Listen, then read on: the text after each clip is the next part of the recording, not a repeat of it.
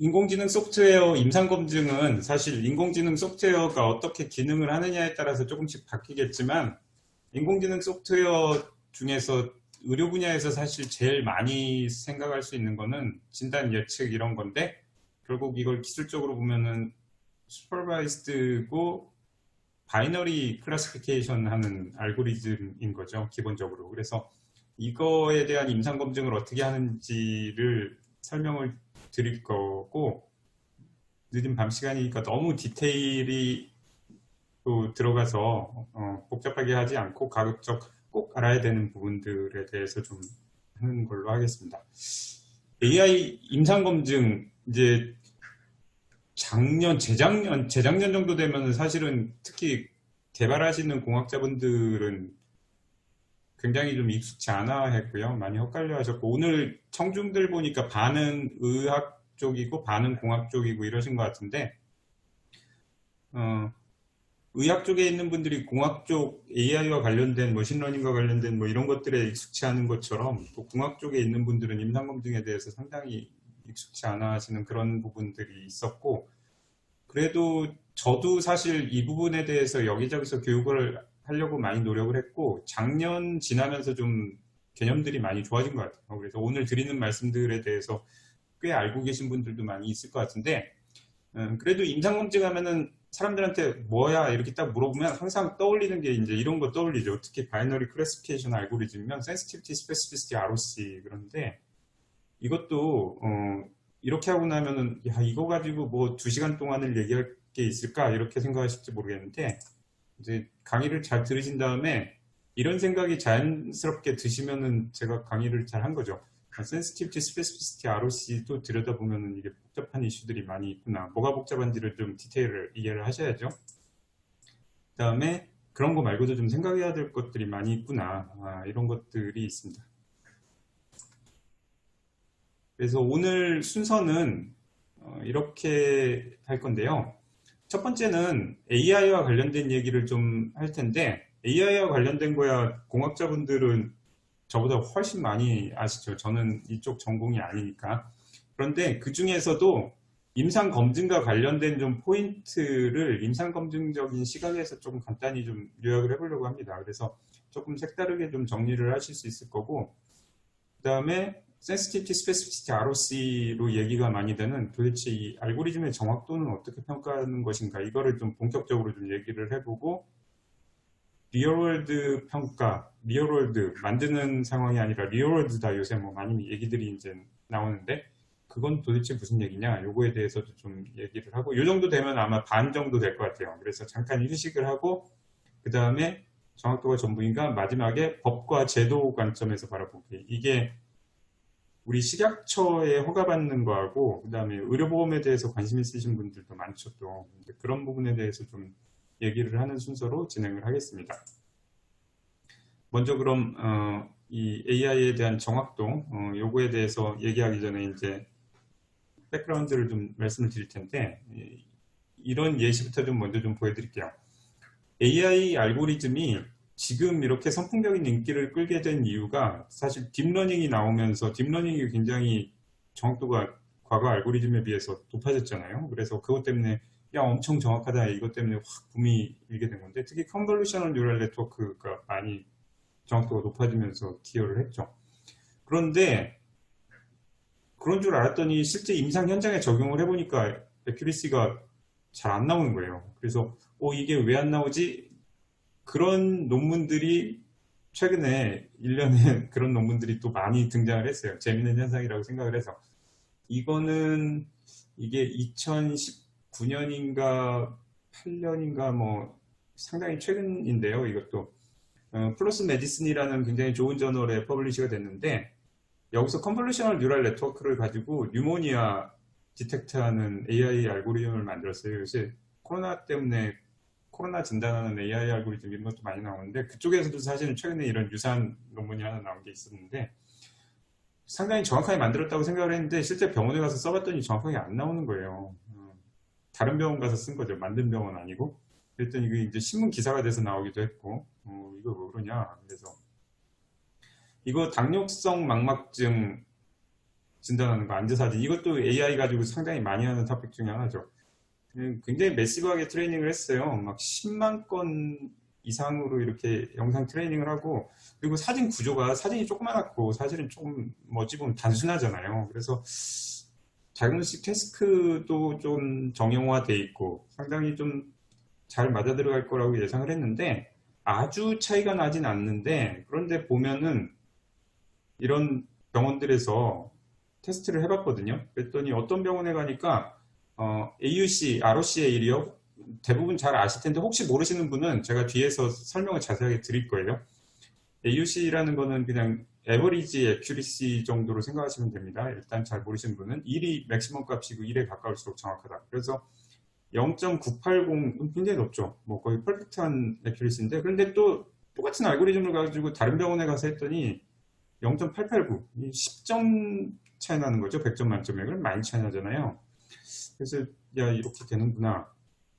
이거는 미국의 하버드 대학병원 MGH에서 브레인 CT 가지고 CT에서 인트라크라니얼 헤모리지를 진단하는 AI를 만들었거든요. MGH에서 데이터 많이 모아서 했겠죠.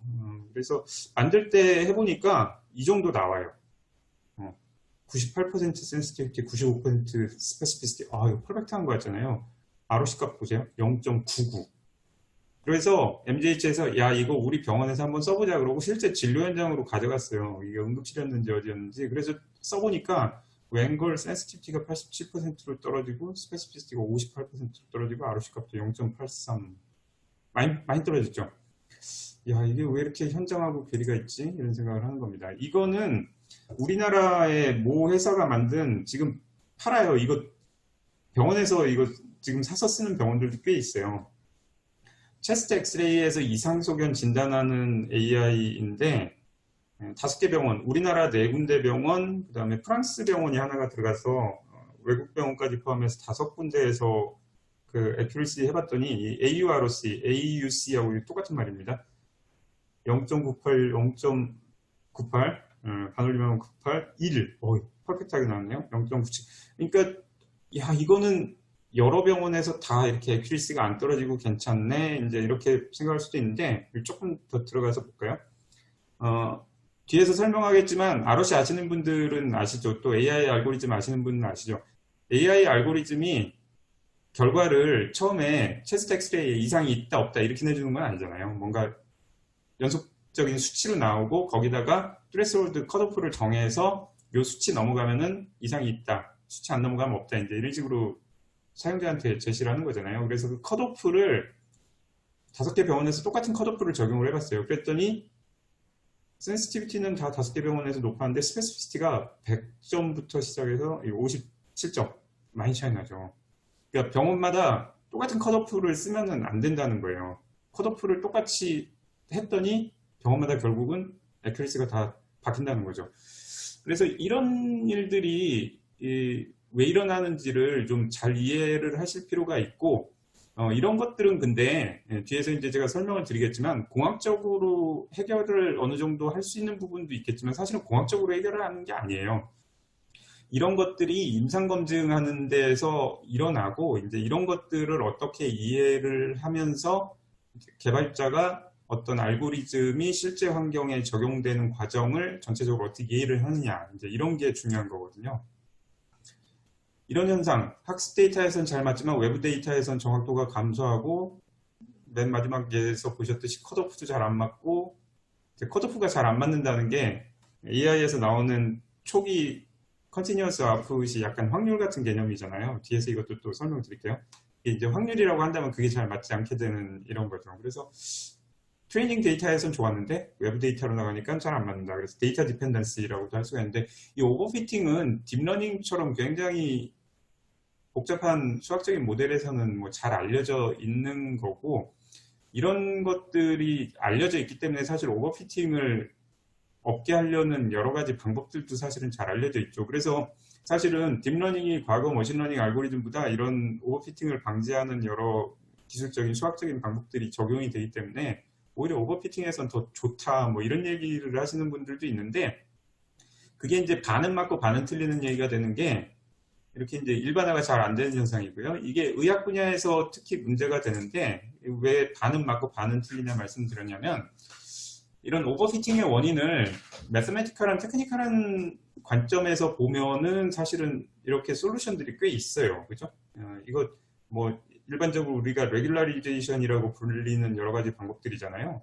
이거 가지고 하면은 이런 매스매티컬한 팩터들은 잘 대처가 가능한데 문제는 이제 의학 분야에서 이런 것들이 많이 일어나는 이유가 이 데이터 팩터라는 거예요. 이제 제가 요거를 하나하나 들어가서 설명을 드릴 텐데 모아서 그냥 종합적으로 말씀을 드리자면 만들 때 썼던 트레이닝 데이터하고 적용하려고 하는 임상적인 리얼 월드 환경하고 사실은 별로 이렇게 잘 안 맞는 상황들이 꽤 있는 거예요. 그게 이런 것들을 일반적인 상황에서 어떤 제너럴한 세팅에서 그 제너럴하다는 걸 사실 뭐 어떤 건 제너럴하고 어떤 건 스페시픽하다 말하는 게 좀 그렇지만 일반적인 사회에서 일어나는 여러 현상이라고 해봅시다. 그런 제너럴한 상황에서는 데이터를 갖다가 만들고 이제 그런 사회적인 어떤 문제에 적용을 하면은 그런 것들이 이렇게 일반화가 되는 것들이 그냥 좀 됐었는데 의학에서는 왜 그런지 이 병원 데이터 갖다가 만들어서 내가 실제 이제 적용하려고 그러는 저 병원에 어떤 상황에 적용을 했더니 이게 안 맞는 거예요. 그런 일들이 잘 생긴다. 그래서 이 팩터이기 때문에 이 팩터를 이런 테크니컬한 솔루션으로 해결을 할 수는 없는 거죠.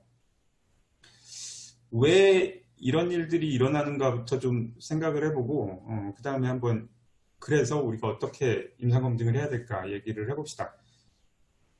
사실 의료에 대해서 내막을 잘 아시는 분들은 오늘 청중분들 중에도 반 정도가 이제 의료에 종사하시는 분들인데 금방 예상하실 수 있는 겁니다. 의료 환경이 이러면 참 좋겠죠. 그러면 이렇게 딱 표준화되어 있고 잘 맞춰져 있으면 여기서 데이터 갖다가 모델링하고 여기다 적용하면 딱딱 들어맞겠죠. 근데 굉장히 복잡하다는 겁니다.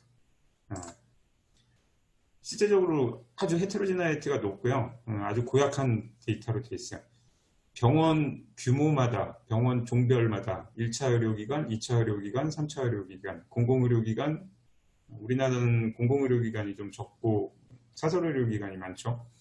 그리고 지리적으로 대도시에 있느냐, 조금 작은 도시에 있느냐, 뭐 더 외곽에 있느냐, 사회적으로 어느 지역에 가면은 또 이런 병원이 있고 저희 가면 저런 병원이 있고 그런 병원들마다 같은 질환이라고 하더라도 사실은 환자가 굉장히 달라요. 어느 지역에 가면은 연령대가 상당히 높고 뭐 어느 지역에 가면은 담배를 피시는 분이 많아서 기저질환을 뭐를 가지고 있는 분들이 있고 또 어디는 안 그렇고 심지어는 이게 한 병원에서도 그래요. 어떤 선생님들한테는 이런 환자들이 잘 모여요. 또 다른 선생님한테는 또 다른 뭐 젊은 여자 환자들이 많이 모인다든지 어떤 선생님한테는 좀 나이 많으신 중년의 여성분들이 뭐 많이 모이신다든지 이런 것들이 굉장히 같은 질환을 놓고도 환자의 어떤 성향이나 성격이나 상태 같은 것들이 굉장히 다르기 때문에 어느 한 곳에서 얻은 데이터를 가지고 만든 모델이 다른 곳에 이렇게 직접 적용이 안 되는 이런 것들은 아주 뭐 자연스러운 거고요. 그리고 이제 이걸 조금 더 기술적으로 들어가 보면 의료 장비 같은 것들이 차이가 나는 게 이게 영상의학과 같은 데서 조금 예민하죠. CT나 MRI 장비 같은 경우는 어느 특정 회사에서 나오는 장비로 얻어진 영상과 그게 모델링을 다른 회사에서 나온 장비로 얻은 영상으로 만든 모델이 있다면 거기에다가 이제 적용을 해보면 또 잘 안 맞아 들어가고 그래요.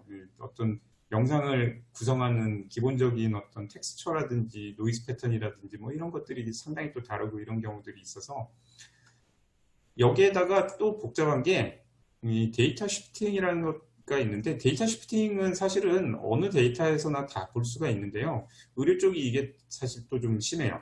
무슨 말씀이냐면 과거 5년치의 암 환자 데이터를 가지고 잘 해가지고 만들어 놨어요. 어떤 예측 모형을 만들어 놨는데 그걸 적용하려고 했더니 과거 5년 동안 쓰던 항암제 이제 그 중에 반 이상 지금 안 쓴단 말이에요. 그러면 그 예측 모형 어디다 써먹을 수 있습니까? 못 써먹죠. 장비 입장에서 보면은 예를 들어서 MRI 장비를 가지고 있으면은 과거에 1.5 테슬라 장비를 가지고 MRI 컨볼루셔널 뉴럴 네트워크 모델을 만들었어요. 근데 지금 다 3.0 테슬라로 바뀌었어요. 예를 들어서 뭐 그런 식으로 변화가 일어나고, 더 황당한 거는 의료보험제도 바뀌면 또 확 변하는데요. 이게 가끔은 굉장히 황당하게 변하는 경우도 있어요. 의료보험제도가 바뀌어서 어느 특정 질환에 대해서 막 삭감이 많이 돼요. 그러면은 똑같은 병인데 병원에서는 삭감을 안 나가려고 코딩을 다 바꿔요. 그러니까 갑자기 똑같은 데이터인데 사실은 그 안에 들어간 세부 데이터들이 바뀌어진 것들이 나오는 거예요. 그럼 또 모델링 안 맞아 들어가고 그러겠죠. 이런 여러 가지 팩터들이 있어서 데이터를 정리하다 보면은 사실 손도 굉장히 많이 가고, 그렇게 하더라도 이게 참 모아놓은 데이터가 이게 일반화가 될 것이냐 안 될 것이냐, 일반화가 잘 안 되는 경우도 사실 뭐 굉장히 많다는 걸 알면서도 어쩔 수 없이 데이터를 정리하고 뭐 이런 경우도 있는데, 그런 것들을 해결하려면은 결국은 양을 많이 늘리는 게 일단은 한 가지 방법이죠. 요즘 딥러닝 베이스드 AI가 그렇지 않습니까? 일단은 데이터를 키울 수 있는 한 최대한으로 키워서 뭔가를 조금 더 좀 로버스트하게 해보자, 뭐 이런 것들 잘 아시잖아요.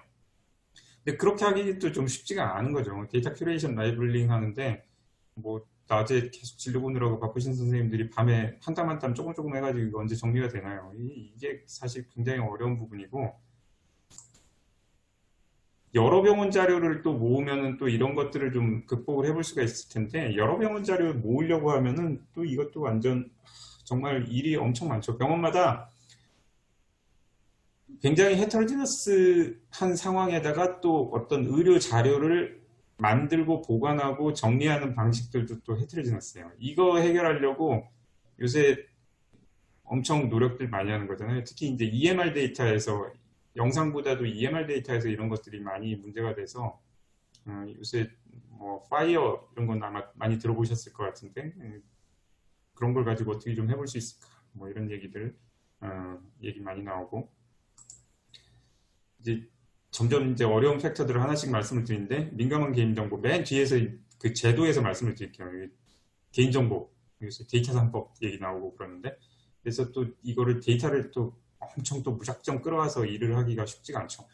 이런 여러 가지들이 있어서 데이터 자체가 굉장히 제너럴라이즈 하기 어려운 데이터인데 게다가 또 모으기도 어려우니까 실제로 앞에서 보여드렸던 것 같은 현상이 나타나는 거고, 이거는 구글이 썼던 논문인데요. 이제 많은 분들이 다 알죠. AI 의료 쪽에서 만든 것들은 대부분의 경우에 있어서는 참 일반화시키기가 어렵고, 일반화가 잘 되는 AI를 만들면은 하고 운 좋은 거죠.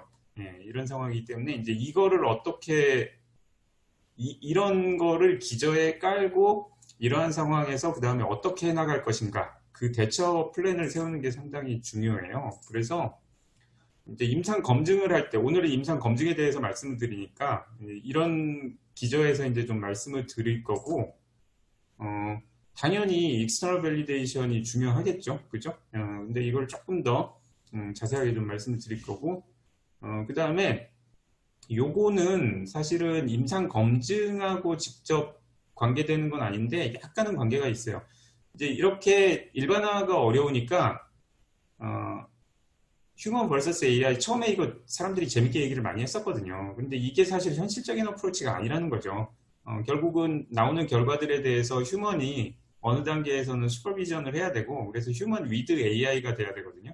그러니까 임상 검증을 하는 입장에서도 임상 검증의 시나리오를 너무 스탠드얼론 퍼포먼스나 휴먼 vs AI 쪽으로만 해서 뭔가 좋은 결과를 내려고 이렇게 고민하는 것보다는 검증하는 시나리오를 휴먼 위드 AI 이쪽으로 좀 생각을 맞춰서 현실적인 퍼포먼스를 보여주는 이런 것들에 대해서 좀 생각을 하는 게 좋고, 뒤에서 좀 예를 보여드릴게요. 그리고 또 하나가 이 임상 검증을 하는 과정에서 이렇게 휴먼 위드 AI를 할 경우의 장점은, 사실 생각해 보시면은 컴퓨터가 잘하는 거하고 사람이 잘하는 건 좀 다르죠. 사람은 여러 가지 좀 변화된 변덕스러운 상황에 적응하는 걸 잘해요. 말하자면 일반화를 잘해요. 어떤 기본 개념들을 가지고 일반화를 잘하는데, 컴퓨터는 그게 아니라 정해진 바운더리나 어떤 이런 것들이 명확해서 에러가 날 수 있는 환경들을 잘 차단을 해주면 그 안에서는 지치지 않고 365일 반복적으로 굉장히 잘하는 거죠. 그러니까 휴먼이 잘 못하는 거를 잘하죠. 그래서 AI와 휴먼을 붙여놨을 때 그게 사실은 현재에 비해서 더 좋은 퍼포먼스고, 향후 궁극적으로 AI가 의료 분야에서 쓰일 때 있어서 이렇게 쓰이는 게 맞다는 거는 뭐 너무나 당연한 거잖아요. 지금보다 의료를 발전시키자고 AI를 만드는 건데, 그래서 이런 어그멘티드 인텔리전스라는 개념으로 많이 지금은 얘기를 하고 있고, 그래서 이거는 실제 이제 사용하는 관점, 개발하는 관점에서도 중요하고, 임상 검증하는 관점에서도 이런 관점으로 좀 볼 수가 있다. 그리고 이제 솔루션, 이거는 제가 하는 강의의 메인 내용은 아닌데, 이렇게 이제 따라서 하다 보니까 이게 나오게 돼서 그냥 한 줄 넣어봤는데, 이런 기저가 있기 때문에 지금 의료 분야 AI에서 로컬리제이션하고 또 이제 그 과정에서 얻어진 것들을 다 합쳐서 보는 이제 페더레이티드 러닝 같은 거를 어떻게 할 것이냐, 이거에 대한 논의가 많이 일어나고 있어요. 자, 요 정도 이제 백그라운드를 말씀드리고, 그럼 이제 실제적으로 임상검증 얘기해 봅시다. 임상검증할 때 있어서 퍼포먼스 인덱스 누구나 떠올리는 게 센시티비티, 스페시피시티, ROC 이렇게 떠올리잖아요. 그거 하나하나 한번 짚어봅시다. 이렇게 2x2 테이블, 이게 이제 레퍼런스 스탠다드, 골드 스탠다드에서 디지가 있다 없다, 이거는 AI의 결과. 이렇게 2x2 테이블 나오면은 이거는 의학적 문헌에서는 다이그노스틱 크로스 테이블이라고 합니다. 그런데 공학 쪽에서는 이거 컨피전트 매트릭스, 뭐 컨피전 테이블 이런 용어 좋아하시는 것 같더라고요. 이게 공식적인 용어인 것 같아요. 이렇게 돼 있고, 센시티비티는 잘 아실 것 같은데 그래도 한번 리뷰해 봅시다. 디지가 있는 환자에서 실제 AI가 맞춘 거. 스페시피시티는 디지가 없는 환자에서 실제 AI가 맞춘 거. 근데 여기 이제 뭘 써놨네요. 유병률에는 영향을 받지 않으나 스펙트럼에 영향을 받은. 스펙트럼은 뒤에서 말씀드리기로 하고, 유병률은 아마 대부분 아실 거예요. 유병률이라는 거는 전체 환자에서 요 디지즈가 있는 환자의 비율. 그거에 영향을 안 받는다는 거는 이게 이 방향으로 움직이는 인덱스죠. 그죠? 그러니까 이거 대 이게 얼마나 있느냐 별로 상관이 없어요. 그죠? 여기서 얻어지는 인덱스니까. 이렇게 되는 거고. 그런데 AI는 말씀드린 것처럼 이런 알고리즘에서 딱 있다 없다 이런 식으로 결과를 내는 게 아니죠. 처음에는 어떤 연속적인 숫자로 결과를 내죠. 예를 들어서 이런 거 봅시다. 내시경 사진인데요. 내시경에 지금 여기 폴립이 하나 있네요. 이 폴립이 나쁜 놈이다 아니면 괜찮은 놈이다, 이렇게 두 가지를 바이너리 클래시피케이션 하는 컨볼루셔널 뉴럴 네트워크 알고리즘을 만들었다고 그러면, 여기 맨 끝단에서 나오는 결과는 뭐 0에서 1까지 가는 연속적인 숫자, 예를 들어서 이런 식으로 나올 수가 있는 거죠. 그래서 1이면 1에 가까우면 가까울수록 좀 나쁜 놈을 서제스트 하는 거고, 0에 가까우면 가까울수록 안 나쁜 놈을 서제스트 하는 거, 이런 식으로 돼서 거기서 이제 우리가 컷오프를 정하는 거잖아요. 그래서 이 가상의 데이터를 이렇게 한번 만들어 봤어요. 나쁜 용종 100개, 괜찮은 용종 250개 이렇게 해가지고 이런 알고리즘을 돌렸더니 결과가 이렇게 쭉 나오는 거고, 이게 간단하게 제가 그냥 0.1로 끊어봤어요. 계산하기 좋게. 그랬더니 나쁜 용종 쪽에서는 아무래도 높은 숫자가 많이 나오네요. 그죠? 안 나쁜 용종에서는 낮은 숫자가 많이 나오고. 그래서 이거를 가지고 이제 그 다음에 컷오프를 이렇게 하나씩 끊어가지고 해보면은, 컷오프를 잡으면은 요게 2x2 컨퓨전 매트릭스로 바뀌잖아요. 그러면 센시티비티, 스페시피시티 구할 수 있으니까, 이렇게 나쁜 용종은 여기서부터 나쁜 용종이라고 하죠. 0.1보다 끊어가면 나쁜 용종이라고 하죠. 이렇게 쭉 해서 센시티비티, 스페시피시티 나오고, 거기 1- 스페시피시티라는 거를 구해서, 그래서 1- 스페시피시티를 X축, 센시티비티를 Y축, 그렇게 해서 그리면 이게 이제 ROC 커브죠. 그죠? ROC 커브를 구하면은 이 ROC 커브에서 퍼포먼스는 요 아래, 커브 아래 영역, 그래서 area under the ROC curve, area under the ROC curve, area under the curve, 그래서 이제 AUC, AUROC 뭐 이런 식으로 해서 요 예에서는 해보면 0.923 뭐 괜찮은 퍼포먼스가 나오는데, 그런데 이 값이라는 거는 보시면은 이게 적분이죠. 이 면적이라는 거는 적분이고, 그렇게 생각해 보시면은 이 1- 스페시피시티 관점에서 보면은 모든 가능한 트레스홀드에 대해서 어떤 평균적인 값이 되는 거고, 또 똑같은 개념을 이 센시티비티 입장에서도 바라볼 수가 있죠. 그래서 이 ROC 값이라는 거는 모든 가능한 threshold에 대한 average sensitivity 또는 average specificity 이렇게 문맥상 해석을 하시면 돼요. 그리고 이게 sensitivity와 specificity로 기본적으로 이루어지는 거기 때문에 앞에 sensitivity, specificity 얘기했던 거와 마찬가지로 유병률에는 영향을 받지 않으나 여기 스펙트럼에는 영향을 받는다고 했는데요. 스펙트럼 다시 뒤에서 얘기를 하고, 그리고 또 하나 꼭 기억을 하셔야 될 게 앞에서도 왜 국내 회사가 만든 체스트 엑스레이 AI 예시로 보여드렸던 것처럼 실제적으로 이 AURC가 굉장히 높다고 하더라도 현장에서 적용할 때는 이게 현장에 적용되는 퍼포먼스 값이 아니에요. 그죠? 현장에서는 어떤 컷오프를 잡아줘야 되고 그 컷오프에서 넘어가면은 질환이 있다, 넘어가지 않으면 질환이 없다. 그래서 사실 사용자가 쓰는 건 그걸 쓰는 거예요. 그러니까 이 ROC 커브 중에 어느 한 점을 가지고 퍼포먼스를 사실 보는 거지, 이 AURC 자체가 높으면 좋긴 하겠지만 이게 실제 퍼포먼스를 반영하는 건 아니거든요. 예, 그래서 이 컷오프를 잡아야 된다. 이게 이제 또 중요하게 생각을 하셔야 되는 거고.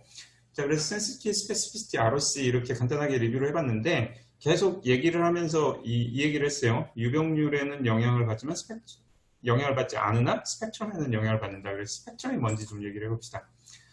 스펙트럼을 직접 얘기하기 전에 좀 이해를 돕기 위해서 좀 예시를 보여드릴게요.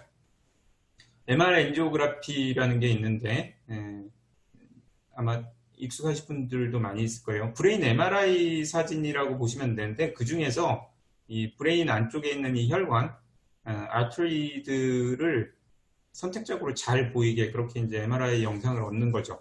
그렇게 해서 여기 보면은 여기 조그맣게 동그란 게 하나 있네요. 이게 이제 애뉴리즘이거든요. 동맥류. 이 MR 엔지오그래피에서 요 사진을 가지고 이렇게 리컨스트럭션을 한 거예요. 이런 식으로 프로젝셔널 이미지로. 요 동맥류를 찾는 AI를 만드는 그런 상황을 한번 생각해 봅시다. 실제 이제 논문에서 가져온 건데, 이런 거 만드실 때 어떻게 하냐면요. 일단은 동맥류가 들어있는 MRI 사진을 많이 모으시겠죠. 그죠? 그렇게 해서 모아놓으면 머릿속에 혈관이 되게 동맥이 많으니까 일부는 동맥류 있을 거고 또 없는 혈관도 많이 있잖아요. 그러니까 포지티브 케이스, 네거티브 케이스가 많이 있네요. 그거를 가지고 되게 AI를 이제 트레이닝을 해서 만들게 되는데, 만드실 때 이런 식으로 일반적으로 나누시잖아요. 트레이닝 셋 이게 한 뭐 60, 70%, 튜닝 셋 10%, 15%, 그 다음에 테스트 셋 10에서 15%에서 요거는 딱 떼놓고 그냥 안 쓰시잖아요.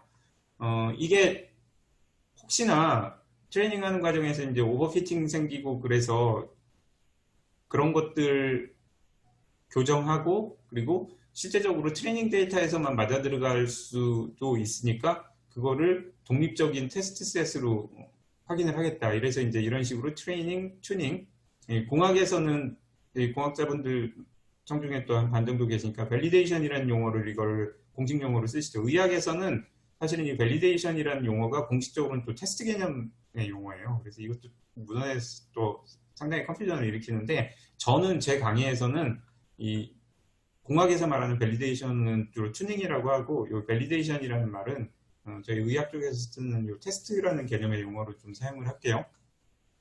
그래서 이렇게 하시는데, 요거는 전체 데이터에서 스플릿을 해서 그걸 이제 랜덤 스플릿을 하시는 분들도 있고, 아니면은 전체 중에서 그냥 시간 순서로 해서 뒤에서 조금 뭐 이렇게 끊으시는 분들도 있고, 그런데 여하튼 전체 데이터에서 스플릿을 하면은 그게 사실 전체 데이터의 일부지 익스터널 데이터는 아니거든요. 그래서 요거를 이제 익스터널 밸리데이션이라고 생각하시면 안 되고, 이건 인터널 밸리데이션의 예인데, 근데 이렇게 해서 여하튼 트레이닝을 했어요. 그리고 이 테스트 셋에서 테스트를 해봤어요. 그랬더니 이게 컨볼루셔널 뉴럴 네트워크 알고리즘을 짰는데 잘 맞춘단 말이에요. 그렇게 했을 때 이제 얻을 수 있는 결과는 AI가 MRI 사진 넣어주면은 모델 잘 짜면은 애뉴리즘 찾을 수 있어. 그래서 근데 진짜 잘 찾는 거야? 얼마나 잘 찾는 거야? 그거는 2단계에서 얘기하시면 안 돼요.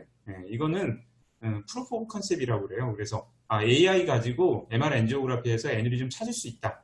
그거고, 근데 이거 진짜 잘 찾는 거야? 이거 확인해 보시려면 어떻게 하시겠어요? 그러면 이게 오버피팅 이슈도 있고 제너럴라이즈 잘 안 되는 이슈도 있고 그러니까 다른 병원 데이터 가지고 하고 이래야 된다고 하더라. 그래서 이제 다른 병원 가서 이거를 테스트를 해보실 수가 있잖아요. 그런데 혹시 애뉴리즘 크면은 잘 찾고 조그마한 애뉴리즘 잘 못 찾는 거 아니야? 그래서 애뉴리즘도 좀 크기 좀 섞어보자. 그리고 야, 이거 MRI 장비마다 어느 회사에서 나온 MRI 장비 사진은 또 잘 되고 다른 회사에서 나온 건 안 되고 뭐 이런 얘기도 있다는데 MRI 장비도 뭐 섞어보자. 그래서 그런 거를 가지고 익스터널 밸리데이션을 해볼 수가 있어요. 자료를 이제 빨리 모으기 위해서 후향적으로 되게 이렇게 하는데 다른 병원 애뉴리즘이 있는 없는 큰 작은 섞어서 뭐 여러 MRI 잘 섞어서 이렇게 해봤더니 어우 잘 되는 것 같아요. 야 그러면 이거 되는 거다. 그런데 그 상황에서 이런 질문을 받았다고 생각해보세요. 서울의 대형 종합병원 A병원 애뉴리즘의 주된 증상이 갑자기 머리가 깨질듯이 엄청 아픈 거거든요. 이게 아주 전형적인 증상인데 응급실에 그래서 응급실로 가죠. 응급실에 갑자기 머리 엄청 아프다고 오는 환자들한테 그래서 MR 엔지오 사진 얻어서 여기 AI 쓰면 정확한 거야? 그러면 뭐 정확하겠지 하지만 또 조금 갸우뚱하죠. 이거 뭔가 좀 상황이 다른데 B병원, 지방의 작은 병원 응급실에 갑자기 머리 아프다고 오는 환자들에게 쓰면 정확해? 그러면 이것도 이거하고 좀 달라졌네요. 병원이 바뀌었잖아요. 그러니까 이거 뭐가 좀 달라졌는데 애뉴리즘 있는 사람 중에 그렇게 아프지 않고 약간 숨어있는 애뉴리즘도 있을 수 있거든요. 머리가 띵하다 뭐 이렇게 얘기하시는 분들도 있는데 외래에서 이제 그런 오는 환자들이 있었는데 외래 정신없이 막 하루에 50명, 60명씩 외래 보다 보니까 그거 하나하나 잘 챙기질 못해가지고 애뉴리즘 환자를 놓쳤어요. 그래서 이거 나를 도와줄 AI가 애뉴리즘을 옆에서 한번 찾아주면 나 그런 환자 혹시 실수로 놓치지 않을 텐데 그래서 AI를 좀 써보려고 생각을 해서 이런 질문이 들었단 말이에요. 궁금증이. 신경과 내가 진료하는 신경과 외래를 방문하는 머리가 띵하다고 호소하는 환자들에게 이거 AI 쓰면 정확한 거야? 그러면 이것도 좀 이 세 개가 벌써 환자 군이 다 바뀌었잖아요. 그죠? 네.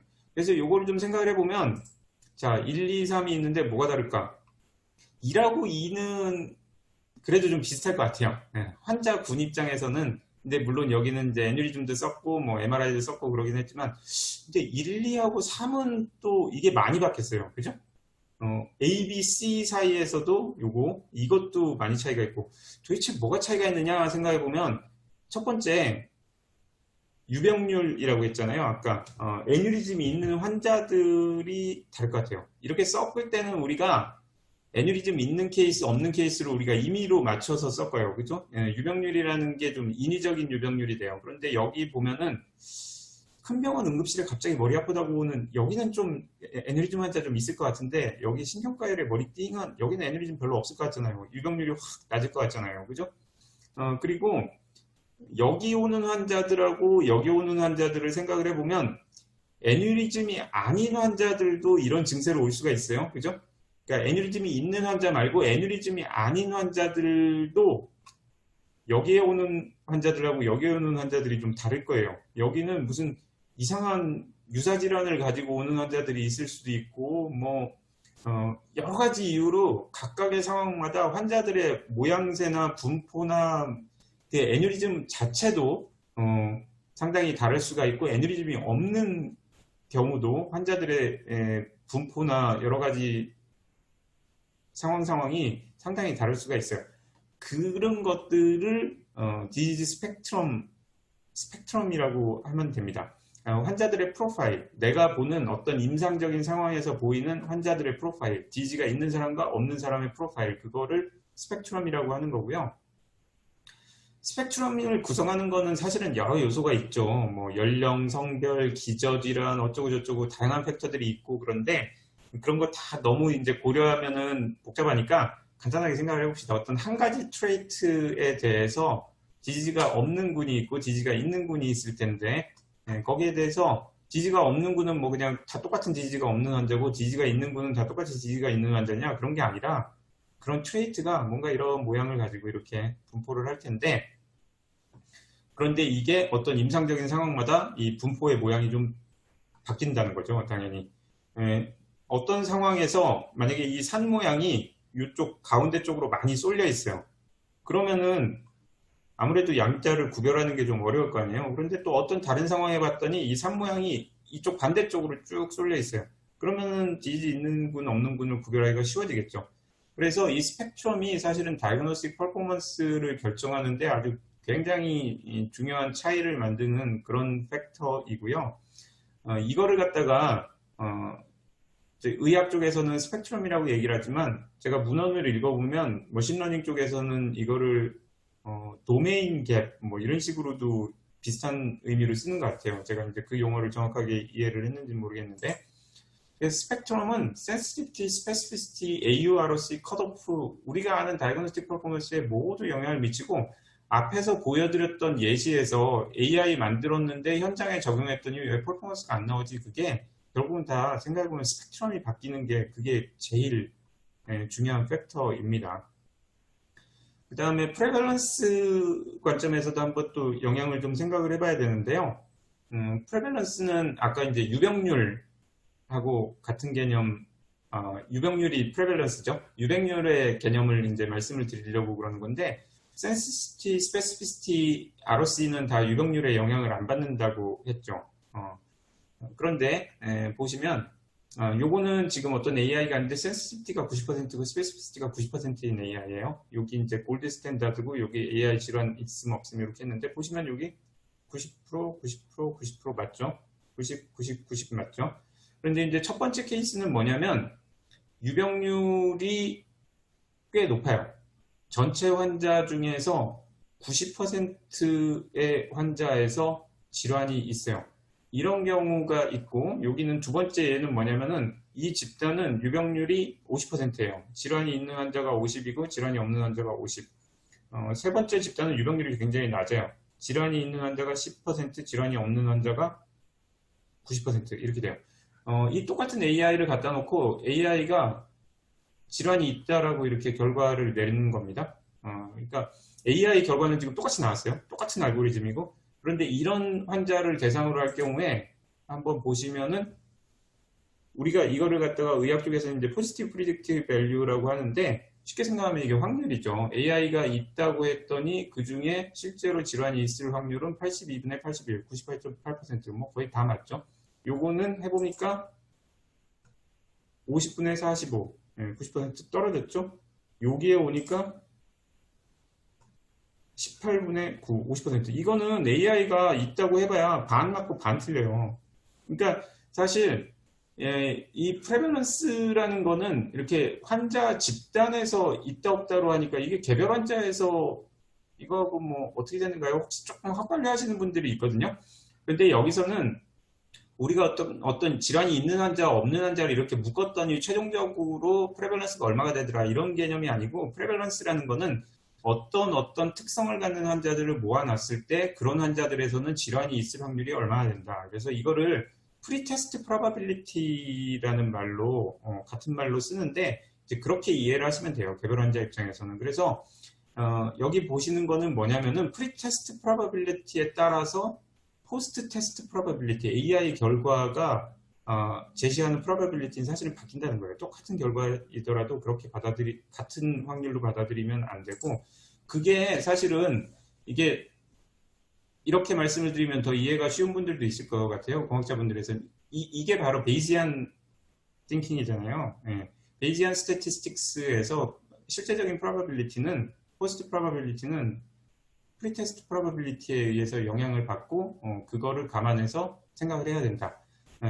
그게 바로 프레밸런스에 이제 영향이 되는 거고, 그래서 실제적으로 이제 이게 보시면 똑같은 정확도를 가지는 AI라고 하더라도 상황마다 이 결과가 비슷하게, 확률적인 개념 비슷하게 반영이 되려면 일단 컷오프가 바뀌어야 될 거고요.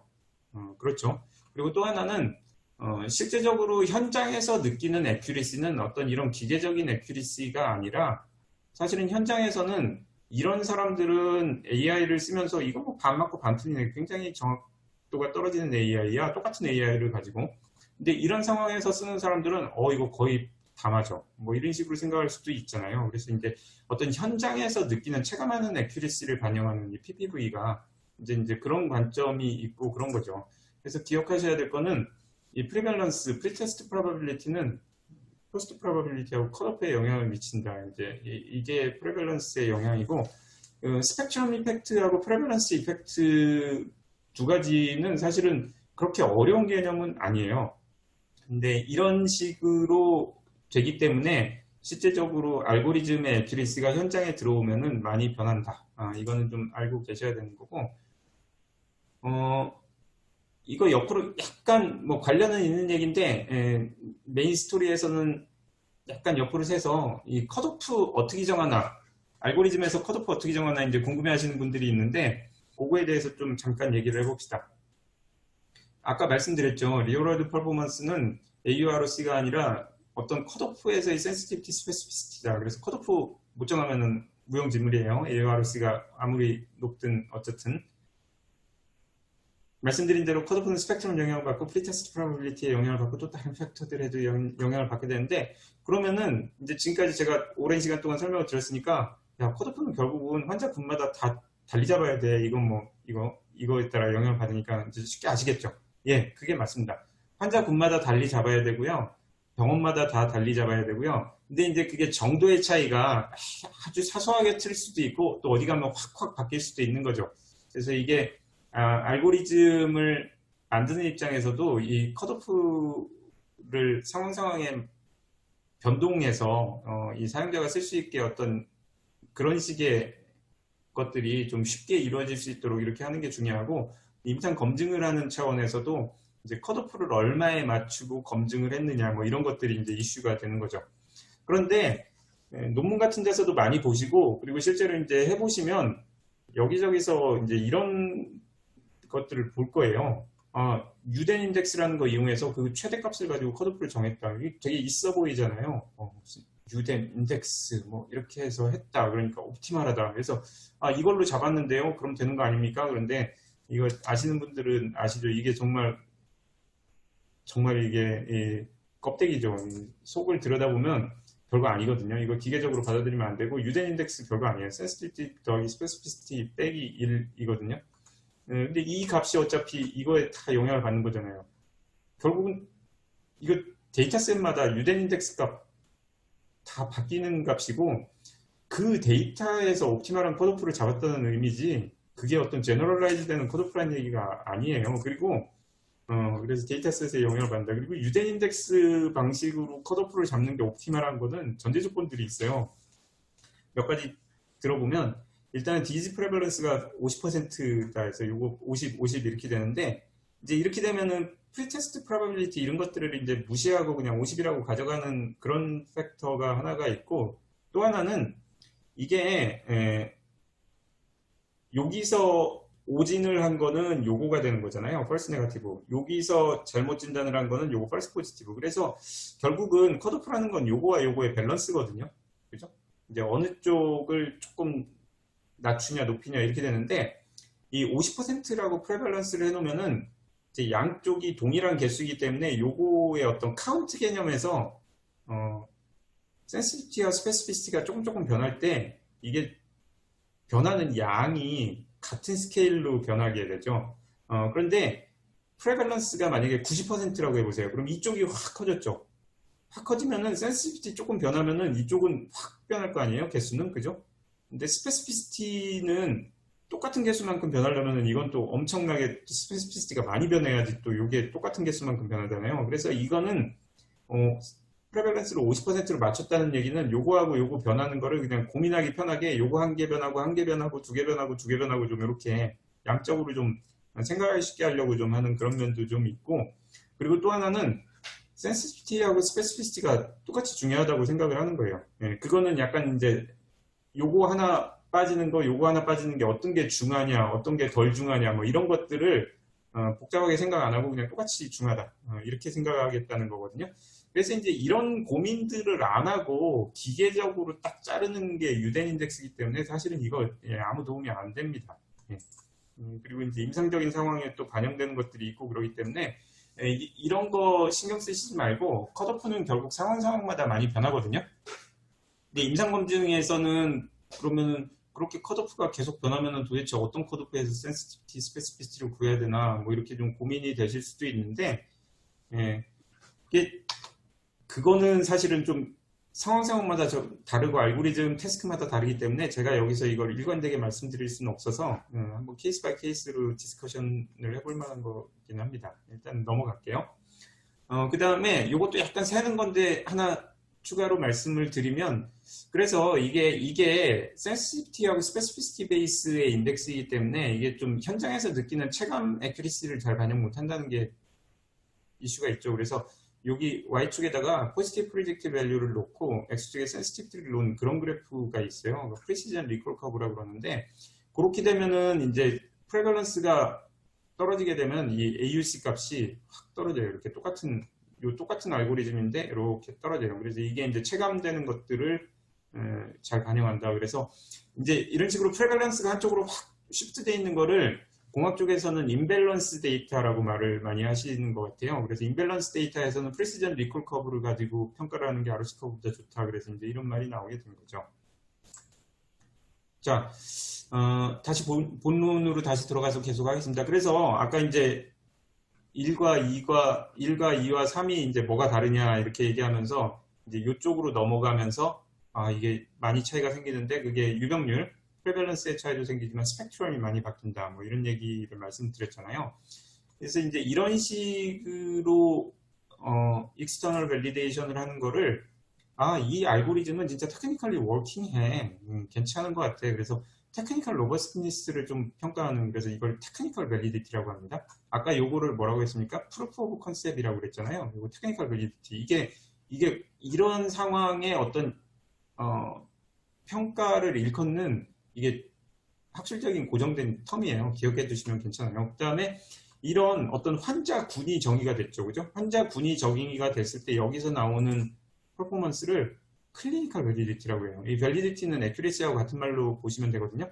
테크니컬 밸리디티, 클리니컬 밸리디티, 클리니컬 애큐리시, 테크니컬 애큐리시 두 개 이렇게 좀 구분을 하시고, 이거는 개념이 이게 기술적으로 잘 워킹한다 이런 게 아니라 어떤 환자들, 어떤 환경에서 잘 워킹한다.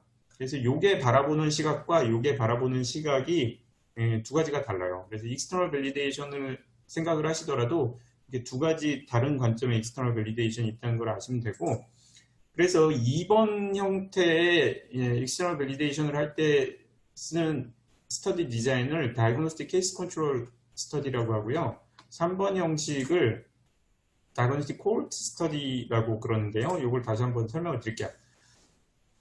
AI 애큐리시 구하려면 ROC로 안 하고 이렇게 간단하게 이 2x2 컨피전 매트릭스로 보여드리겠습니다. 이렇게 디지즈 있는, 없는, AI 나오고 안 나오고 이렇게 해서 이제 구하시잖아요. 센시티비티, 스페시피시티 구하고 뭐 이렇게 되잖아요. 근데 많은 논문들을 보면은 되게 어떻게 하냐면 이제 이렇게 한단 말이에요.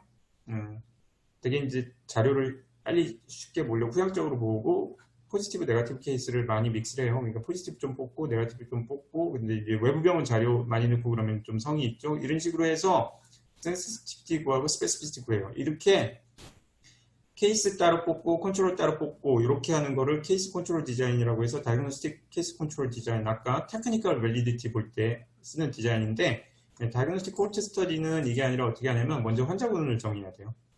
이런 환자, 내가 나중에 AI를 어디에다 쓸 거냐, 환자군을 정의하고, 그러면 정의된 환자들은 유니크한 스펙트럼이 있거든요. 그리고 또한 여기에 프레밸런스도 그런 환자군에 맞는 프레밸런스를 가지고 있을 거예요. 그래서 요것들을 깨트리지 않고 그대로 잘 가져오는 게 중요한데, 그렇게 하려면은 이제 그렇게 가져와야지 이런 것들이 그대로 디지즈 있는 환자, 없는 환자들의 어떤 분포나 특성 같은 게 그대로 오는 거죠. 컨세큐티브하게 또는 랜덤하게 여기서 이렇게 가져와야 되고, 그리고 후향적으로 뽑게 되면은 사실 이렇게 하기가 어렵죠. 전향적으로 환자군을 정의하고 그대로 가져와야지 돼서 이제 전향적 연구가 여기서는 좋고, 이제 이런 것들을 외부 병원에 여러 병원들에서 하면은 뭐 아주 아이디어한 거죠. 이제 이렇게 뽑았을 때 결국은 좀 더 리얼월드 같은 환자분들이 얻어지고, 디지즈 시뮬레이팅 컨디션들도 잘 포함하고, 코모비디티도 다양하게 들어가고 뭐 이렇게 된다. 그러니까 사실 생각해보면 굉장히 간단하잖아요. 요거 따로 뽑고 뽑는 게 아니라 환자군 정의하고 거기서부터 이렇게 전향적으로 뽑아오는. 근데 이게 실제로 이거를 하게 되면 만만치가 않아요. 무슨 환자 동의 받아야 되는 것도 있고 시간도 오래 걸리고 그러니까 사람들이 어떻게 보면 좀 어려움을 피하기 위해서 이런 디자인을 잘 안 쓰고 다이그노스틱 케이스 컨트롤 디자인으로 좀 많이 하는 경향은 있죠. 그래서 이제 제가 이렇게 얘기를 하면은 저한테 이제 강의 끝나고 나면은 질문하시는 분들이 있어요. 이것도 이제 최근에 제가 받았던 질문인데 이렇게 하면은 이제 1단계 그 스플릿 데이터 가지고 하는 인터널 밸리데이션, 2단계 테크니컬 밸리디티 보는 다이그노스틱 케이스 컨트롤 스터디, 3단계 클리니컬 밸리디티 보는 다이그노스틱 콜 스터디 이제 이런 식으로 설명하는 걸로 들리잖아요. 그러니까 1단계보다는 2단계가 좋고 2단계보다는 3단계가 좋고 그래서 3단계가 좋다는 얘기인가? 뭐 3단계만 해야 되나? 막 이제 이렇게 이해를 하시는 것 같아요. 그래서 이런 질문을 하세요. 읽어볼게요. 품목허가용 임상시험을 생각해 볼 때 기간을 한정하여 실시하는 임상시험에서는 다양한 질환 양상을 골고루 반영한 환자군이 등록될 가능성 매우 적어 보입니다. 그래서 체계적으로 선택된 후향적 데이터가 인공지능의 성능을 평가하기에 더 좋을 수도 있겠다는 생각이 드는데요. 어떠신지요? 예, 이거 뭐 맞는 얘기입니다. 그런데 여기서 중요한 거는 이거예요. 품목허가용 임상시험. 품목허가용 임상시험이라는 게 이게 무슨 의미인지 혹시 아시나요? 이게 뒤에서 제가 두 번째 시간에 설명드릴 거예요. 이게 식약처를 통과하는 거를 말하는 거예요. 예? 사실은 2단계, 3단계 이렇게 해서 3단계가 2단계보다 무조건 좋다. 다이그노스틱 콜트 디자인이 다이그노스틱 케이스 컨트롤 디자인보다 무조건 좋다. 이런 식으로 생각하는 거는 그렇게 적절한 건 아니고 이런 목적에는 다이그노스틱 케이스 컨트롤 디자인 잘 뽑아진 후향적 데이터도 아주 상당히 쓸모가 있다. 있을 수가 있어요. 그런데 이런 목적 하에서는 그래서 생각을 하실 때 임상검증에서 익스터널 밸리데이션을 할 때 이건 다 아시잖아요. 트레이닝에 사용된 자료가 아닌 다른 기관 또는 다른 시간에 이 외부 자료를 쓴다는 것은 뭐 당연한 거고 그런데 목적에 따라 테크니컬 밸리디티를 보는 것으로 충분하면 그것을 하기에 적절한 데이터를 모으면 돼요. 그런 데이터에서 임상검증을 하면 돼요. 그런 경우에는 케이스 컨트롤 디자인 괜찮고 후향적 자료 수집도 괜찮아요. 그런데 어떤 임상 사용에 사용될 때 얼마나 정확한지를 보려면 이 클리니컬 밸리디티, 클리니컬 애큐러시를 보려면은 리얼월드 프랙틱스 환자금 그대로 가져와야 되고 그럴 경우에는 이걸 해야 되고 이게 안 되고 그냥 이런 식으로 해서 이거를 확인하려는 거는 불가능하죠. 전향되기 좋고 그래서 목적에 따라서 이게 적절한 좋은 방법일 수도 있고 이거를 하고자 하는데 또 무리하게 이렇게 해서 시간 많이 끄는 거 뭐 그렇게 좋은 방법은 아니에요. 그런데 또 이런 목적으로 하기 위해서는 또 이게 필요하고 이렇게 되는 건데 자 이거는 이제 두 번째 시간에서 어떤 상황에 이게 괜찮고 어떤 상황에서 이게 괜찮은지는 설명을 드릴게요.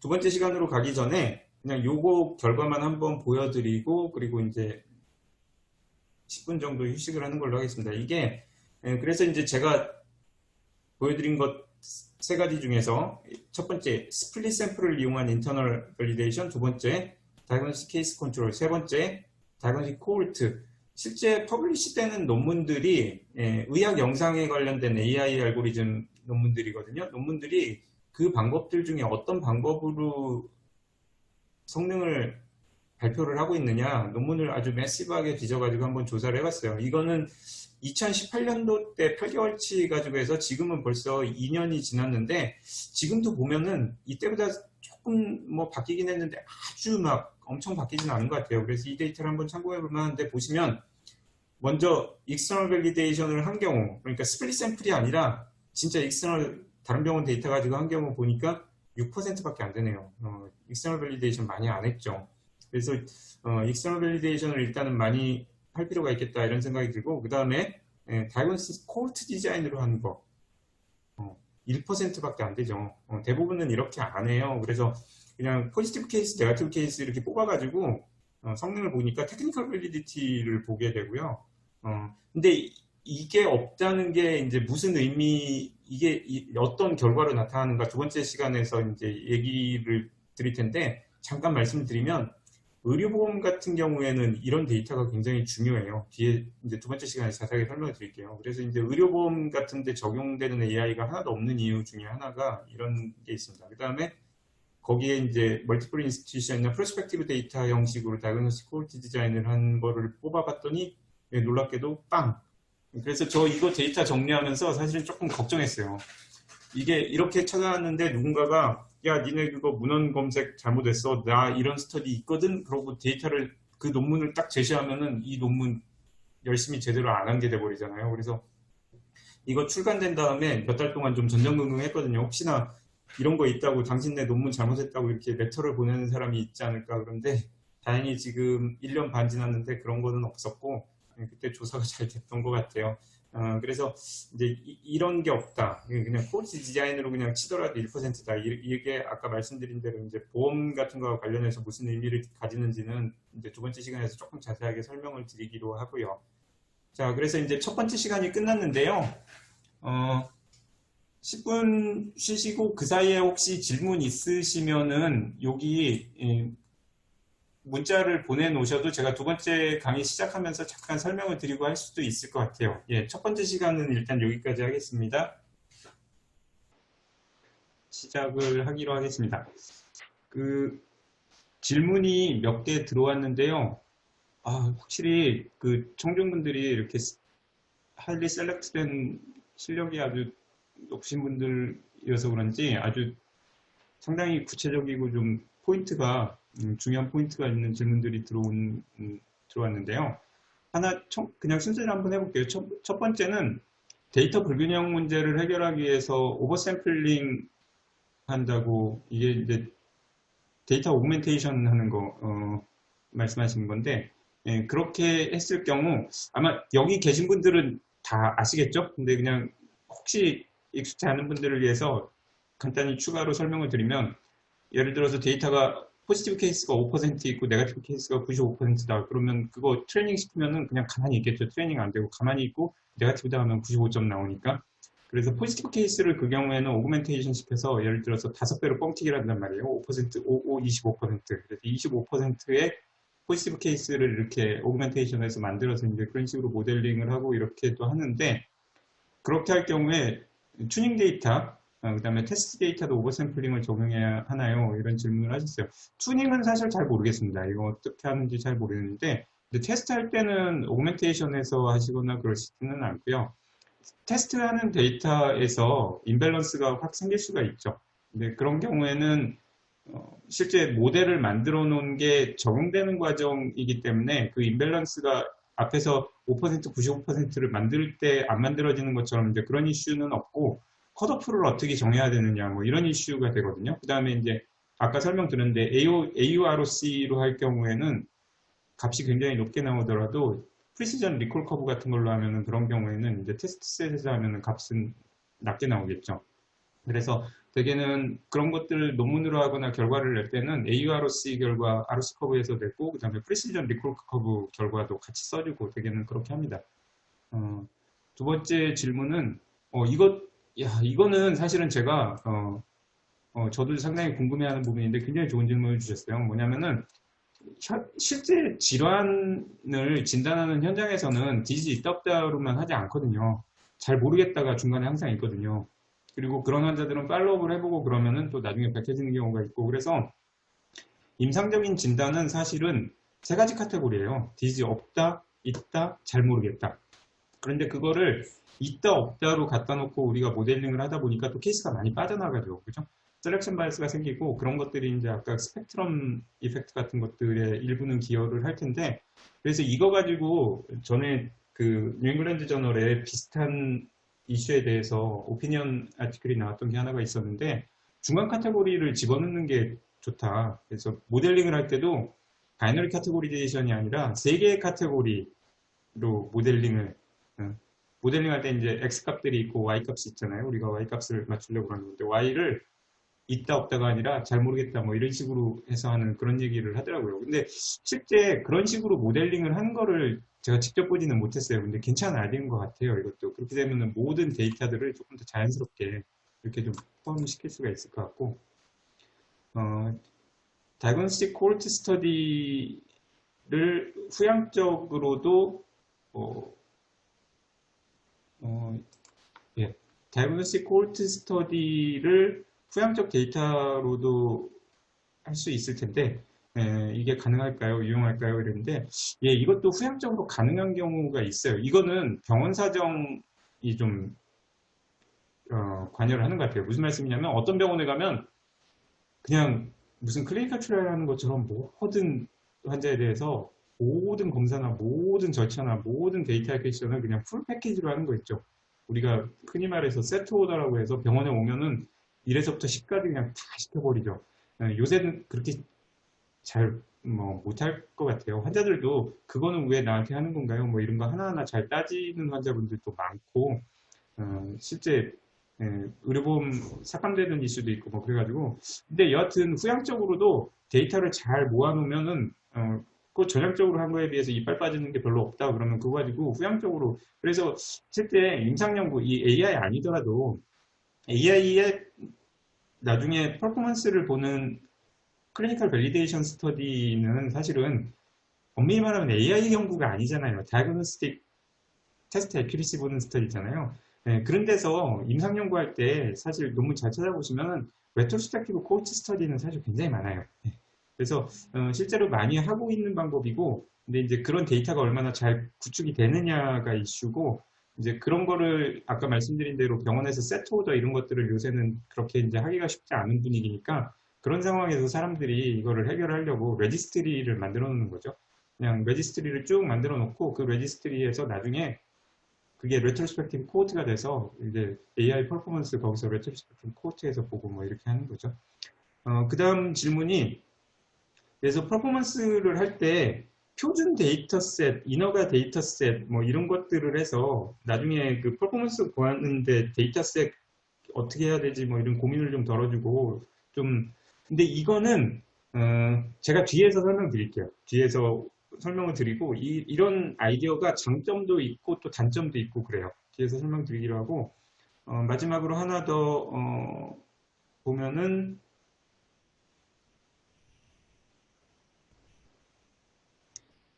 EMR 분석하는 연구에서 다른 기관이나 퍼블릭 데이터셋을 사용한 검증이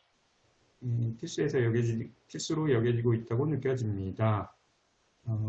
예, 점점 좀 그런 경향이 있는 것 같아요. 이것도 뒤에서 제가 좀, 이 논문 퍼블리시를 하기 위해서는 좀 어떻게 해야 되는가 이런 데서 몇 가지 좀 요새 분위기나 동향을 좀 말씀을 드리려고 했는데, 먼저 하나 말씀을 드리면, 이게 사실은 AI 분야가 생각보다 세츄레이션이 기술적으로는 계속 바뀔 수가 있어요. 공학 쪽에서 어떻게 되는지 모르겠는데, 의학 쪽에서는 논문을 보면 이게 이제 애플리케이션에 해당되기 때문에 프로프 오브 컨셉 단계를 지나게 되면은 그러면은 이 논문에 대한 어떤 메소돌로지 퀄리티 리퀘어먼트가 생각보다 금방 이렇게 올라가거든요. 그러니까 과거에는 뭐 후향적 데이터로 이런 거를 퍼블릭 데이터를 가지고 했는데 뭐 그 다음에는 또 뭐 저향적 데이터를 요구하고 뭐 이런 것들이 사람들이 생각보다 이 눈높이가 금방 높아지게 돼요. 그래서 이런 것들이 컨볼루셔널 뉴럴 네트워크 주로 이용하는 이미지 쪽에서 많이 이제 세츄레이션이 됐고 EMR이 그 다음에 이제 요새 조금 뒤따라서 핫하게 뜨고 있는 거잖아요. 그래서 EMR에서도 이런 동향들은 금방 나타날 거라고 좀 생각이 됩니다. 뒤에서 조금 더 말씀을 드릴게요.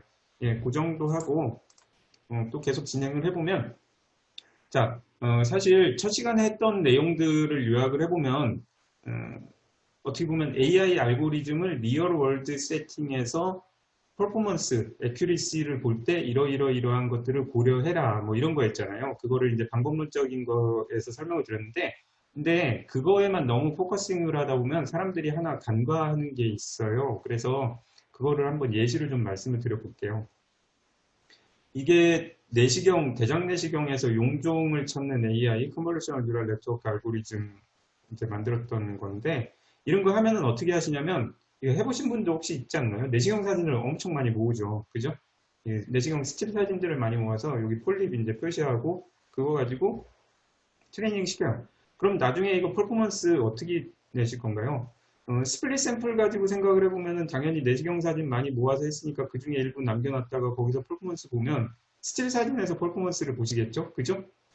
그런데 여기 혹시 그 이번에 청중분들 중에 소화기내과 선생님이 있으신지 모르겠는데 소화기내과 선생님이 보시면 그 생각 금방 하실 거예요. 야, 뭐 스틸 사진에서 무슨 뭐 그게 뭔 대수냐? 스틸 사진은 내가 병변이 있다고 생각하는데 나 내가 기록을 남겨야 된다고 생각하는데 찍어놓은 거지.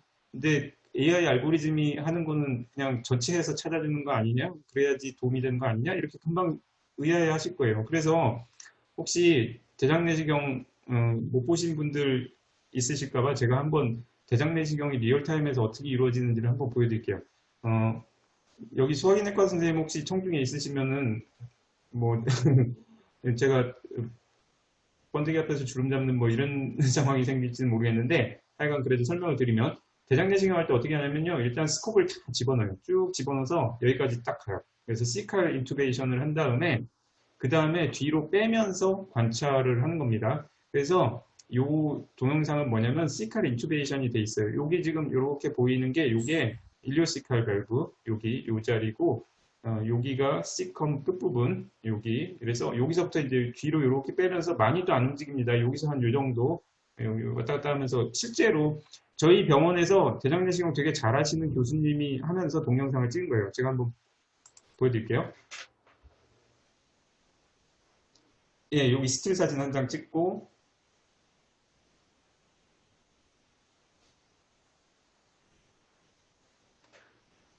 또 한 장 찍고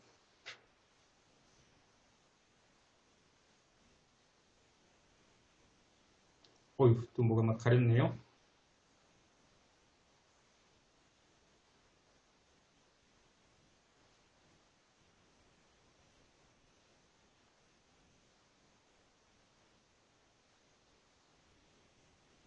네, 스틸 사진 찍고 자, 뭐 이 정도 보셨는데 어떠세요? 이게 아까 보셨던 스틸 사진들 묶음하고는 상당히 다르죠. 예, 중간에 뭐 아주 시야가 안 좋은 사진들도 많고 그래서 이제 보실 거는 아 원래 트레이닝 시켰던 이미지들하고는 상당히 다른 이미지들이 동영상이라는 거 결국은 이미지가 여러 개 묶어가지고 프레임으로 돌리는 거잖아요. 뭐 1초에 30장을 돌리든 1초에 뭐 60장을 돌리든 그래서 이제 개별 스틸 사진들의 묶음이긴 한데 개별 스틸 사진들이 트레이닝 했던 거하고는 다른 것들이 사실 굉장히 많아요. 그죠? 그래서 여기서 어떻게 나올지 모르겠다. 막 여기저기 펄스 포지티브가 많이 찍힐 가능성들이 꽤 있죠. 그게 하나고 두 번째는 이게 모르겠습니다. 이 정도 수학인외과 선생님들이 보시면은 빨리 막 이렇게 막 눈이 돌아가서 여기저기 뮤코다를 다 그때그때 확인하시는지 모르겠는데 저 같은 문외한이 보면 아유 정신없어요. 도대체 이거 막 내가 뮤코자를 막 보는 것만도 정신이 팔려가지고 여기에다가 도대체 컴퓨터가 AI가 찾아서 어디 보라고 하면은 그걸 내가 지금 볼 수는 있는 건지 소환은 할 수 있는 건지 너무 막 눈앞에 보이는 정보들이 많아가지고 정신이 없어요. 그래서 사실은 이런 식으로 이제 검사를 하는 상황에 AI 정보를 어떻게 같이 보여주고 그 AI 정보를 시술자가 어떻게 소화를 해나가면서 진행을 하느냐 이게 사실은 중요하거든요. 한번 볼까요? 내시경 하실 때 이제 이렇게 하죠. 수학인외과 선생님이 이렇게 보거든요. 모니터에. 그런데 요거는 제가 논문에서 가져왔는데요. 논문에 실은 동영상이니까 아주 깔끔한 거 골라놓은 것 같거든요. 한번 보세요. AI가 어떻게 결과를 보여주는지. 저기 뭐 반짝했어요. 그죠? 또 반짝. 반짝. 그러니까, 저기 용종 하나 있네요. 그런데 여러분 저 반짝반짝한다고 저 파란색 박스만 눈 따라가지 않았나요? 혹시 다른 데도 다 이렇게 보셨어요? 눈이 막 4개쯤 있으면 눈 2개는 그냥 누크자 보고 있고 눈 2개는 저 파란 박스 따라가고 그러면은 다 볼 것 같은데 파란 박스 보다 보면 딴 데를 못 보고 딴 데 보다 보면 파란 박스가 나왔는지 안 나왔는지 눈에 안 들어오고 뭐 이거 뭐 예 그렇잖아요. 그래서 이게 사실은 스터디들 보면은 논문에 어떻게 나오냐면 여기다가 이제 모니터를 하나 옆에다가 달아서 하나는 캐드 모니터, 이 AI 모니터, 한쪽에는 정상 모니터 이렇게 해주는 경우도 있고 근데 모르겠습니다. 수학인외과 선생님들 경험이 많으시면 모니터 2개를 보면서 막 내시경을 막 하실 수도 있을지 모르겠는데 저는 그러면 정신 없을 것 같은데요. 양쪽 모니터 보다가 뭐 여기선 적어놓치고 저기선 적어놓치고 그래서 또 어떤 스터디에서는 어떻게 하냐면 현실적으로 그렇게 보는 게 아마 좀 무리라고 생각하는 것 같아요. 그래서 그냥 시술자는 그냥 내시경을 그냥 해요.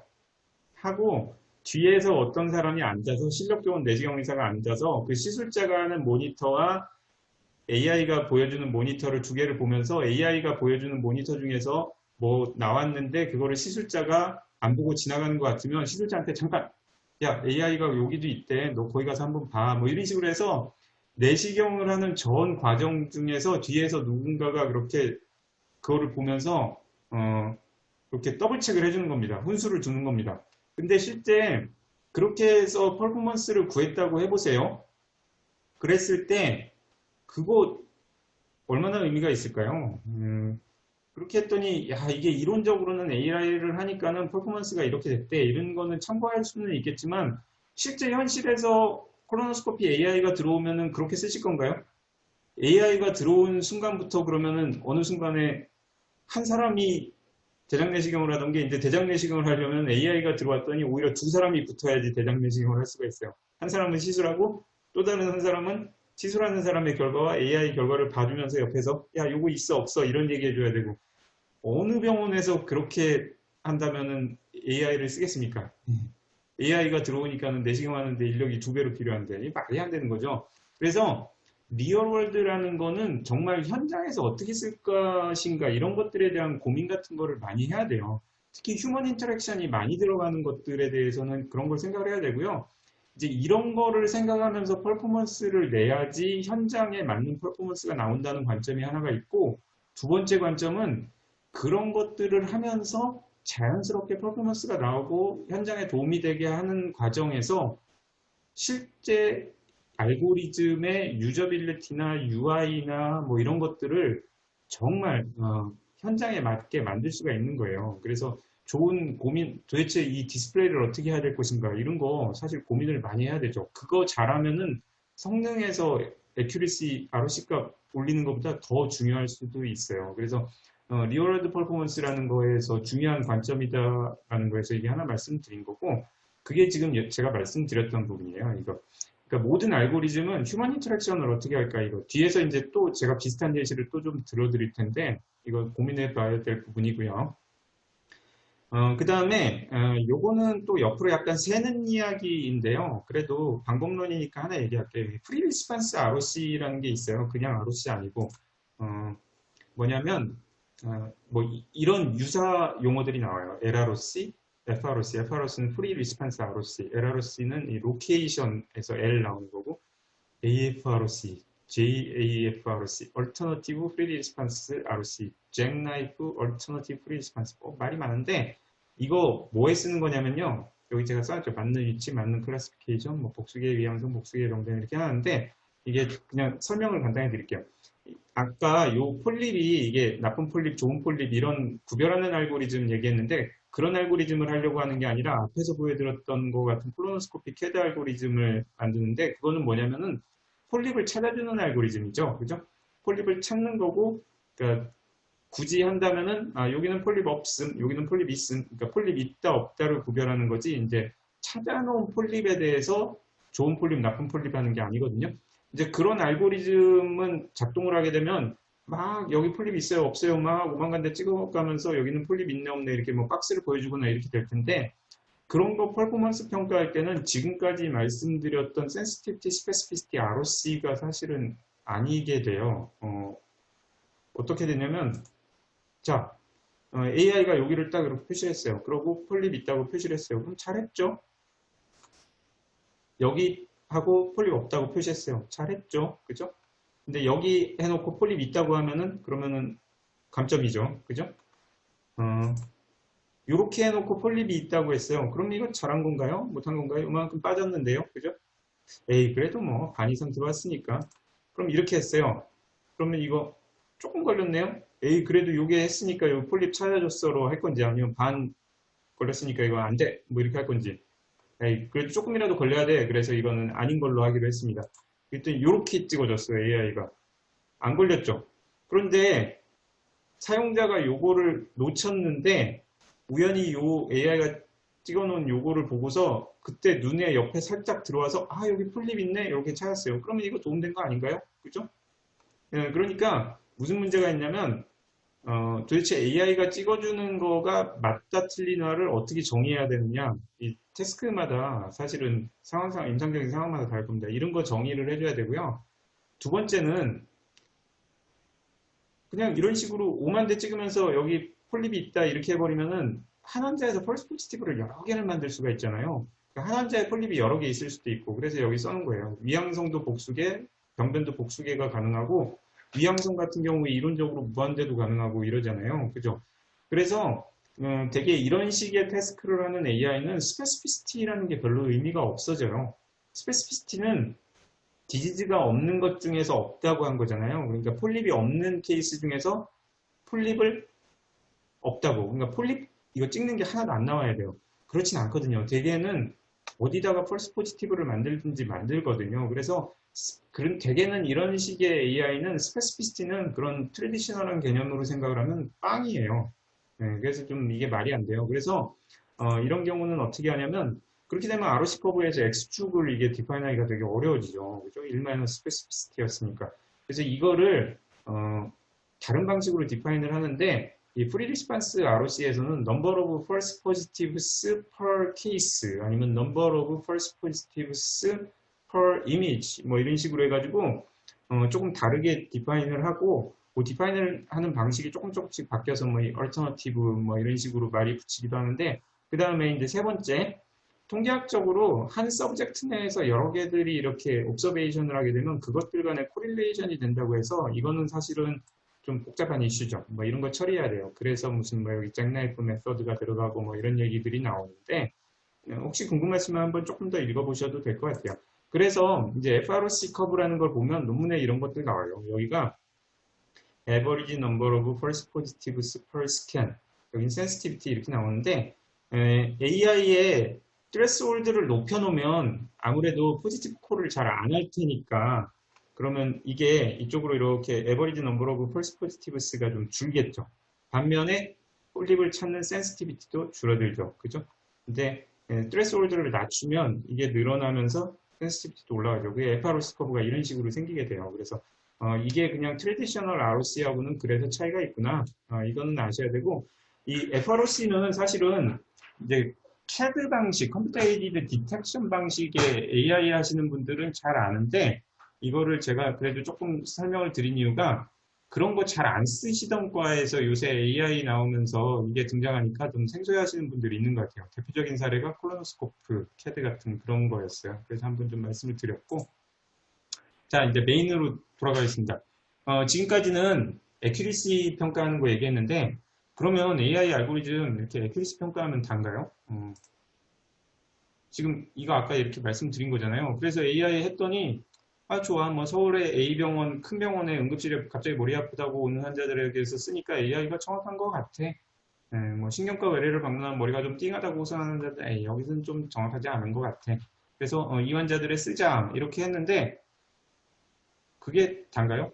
근데 궁극적으로는 이 AI를 써서 물론 여기서 그냥 사람이 판독하는 것보다 AI하고 같이 판독했더니 실수 좀 덜하고 더 좋더라 뭐 이런 거를 보여주는 것만으로도 충분할 수가 있어요. 그런데 궁극적으로는 AI를 써서 좀 보람이 있으려면 이래야 되지 않겠습니까? 그래서 AI를 응급실에다 사줬더니 뇌동맥류 환자들 내원에서 진단까지 걸리는 시간도 예전에는 10시간 걸리던 게 5시간으로 줄었고 빨리 진단을 하고 조치를 하다 보니까 나중에 뉴럴로지 컴플리케이션 레이트도 얼마에서 얼마로 줄었고 그래서 우리 병원은 뇌동맥류 진료에 있어서 예전보다 퀄리티가 좋아졌다. 뭐 이러면 좋잖아요. 그죠?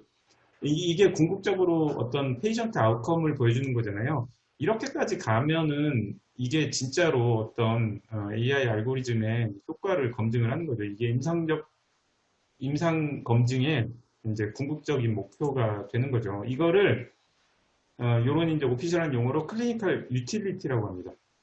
논문 쓸 때 이런 거 그냥 일반 명사인 것처럼 해서 클리니컬 유스플리스, 클리니컬 유틸리티, 클리니컬 밸류 막 이런 말들을 막 그냥 사실 쓰시잖아요. 근데 그 중에 일부는 정해진 데피니션이 있는 고유명사예요. 대표적인 사례가 이거죠. 클리니컬 유틸리티. 페이션 아웃컴 얘기할 때, 얼티밋 아웃컴 얘기할 때 쓰는 용어입니다. 사실은.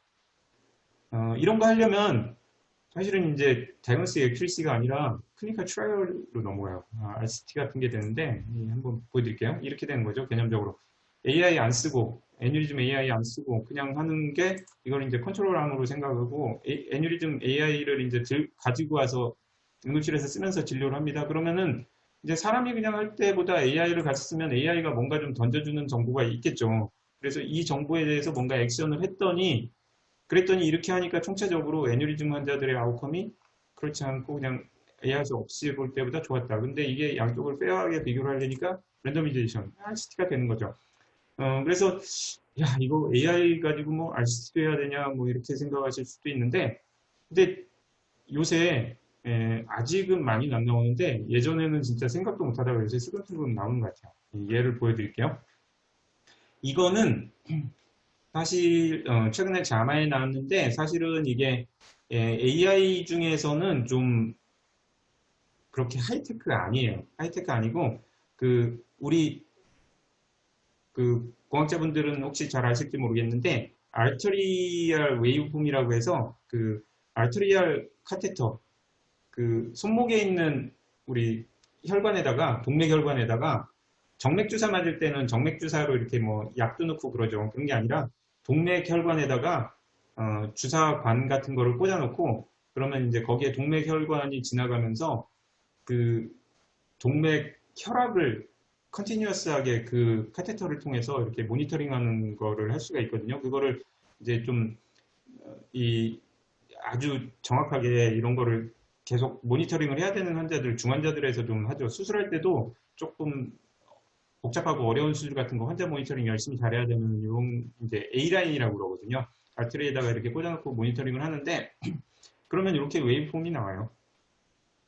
그래서 이 웨이브폼을 이거는 사실 굉장히 좀 단순하다고 하면 좀 이거 연구하신 분들한테 그렇지만 딥러닝 같은 거 그런 거 아니고요. 비교적 간단한 그 머신러닝 알고리즘을 가지고 이 웨이브폼을 분석을 해서 그 인자들을 가지고 15분 있다가 BP 드랍이 생기는 거를 예측하는 그런 알고리즘을 만들었어요. 머신러닝 알고리즘.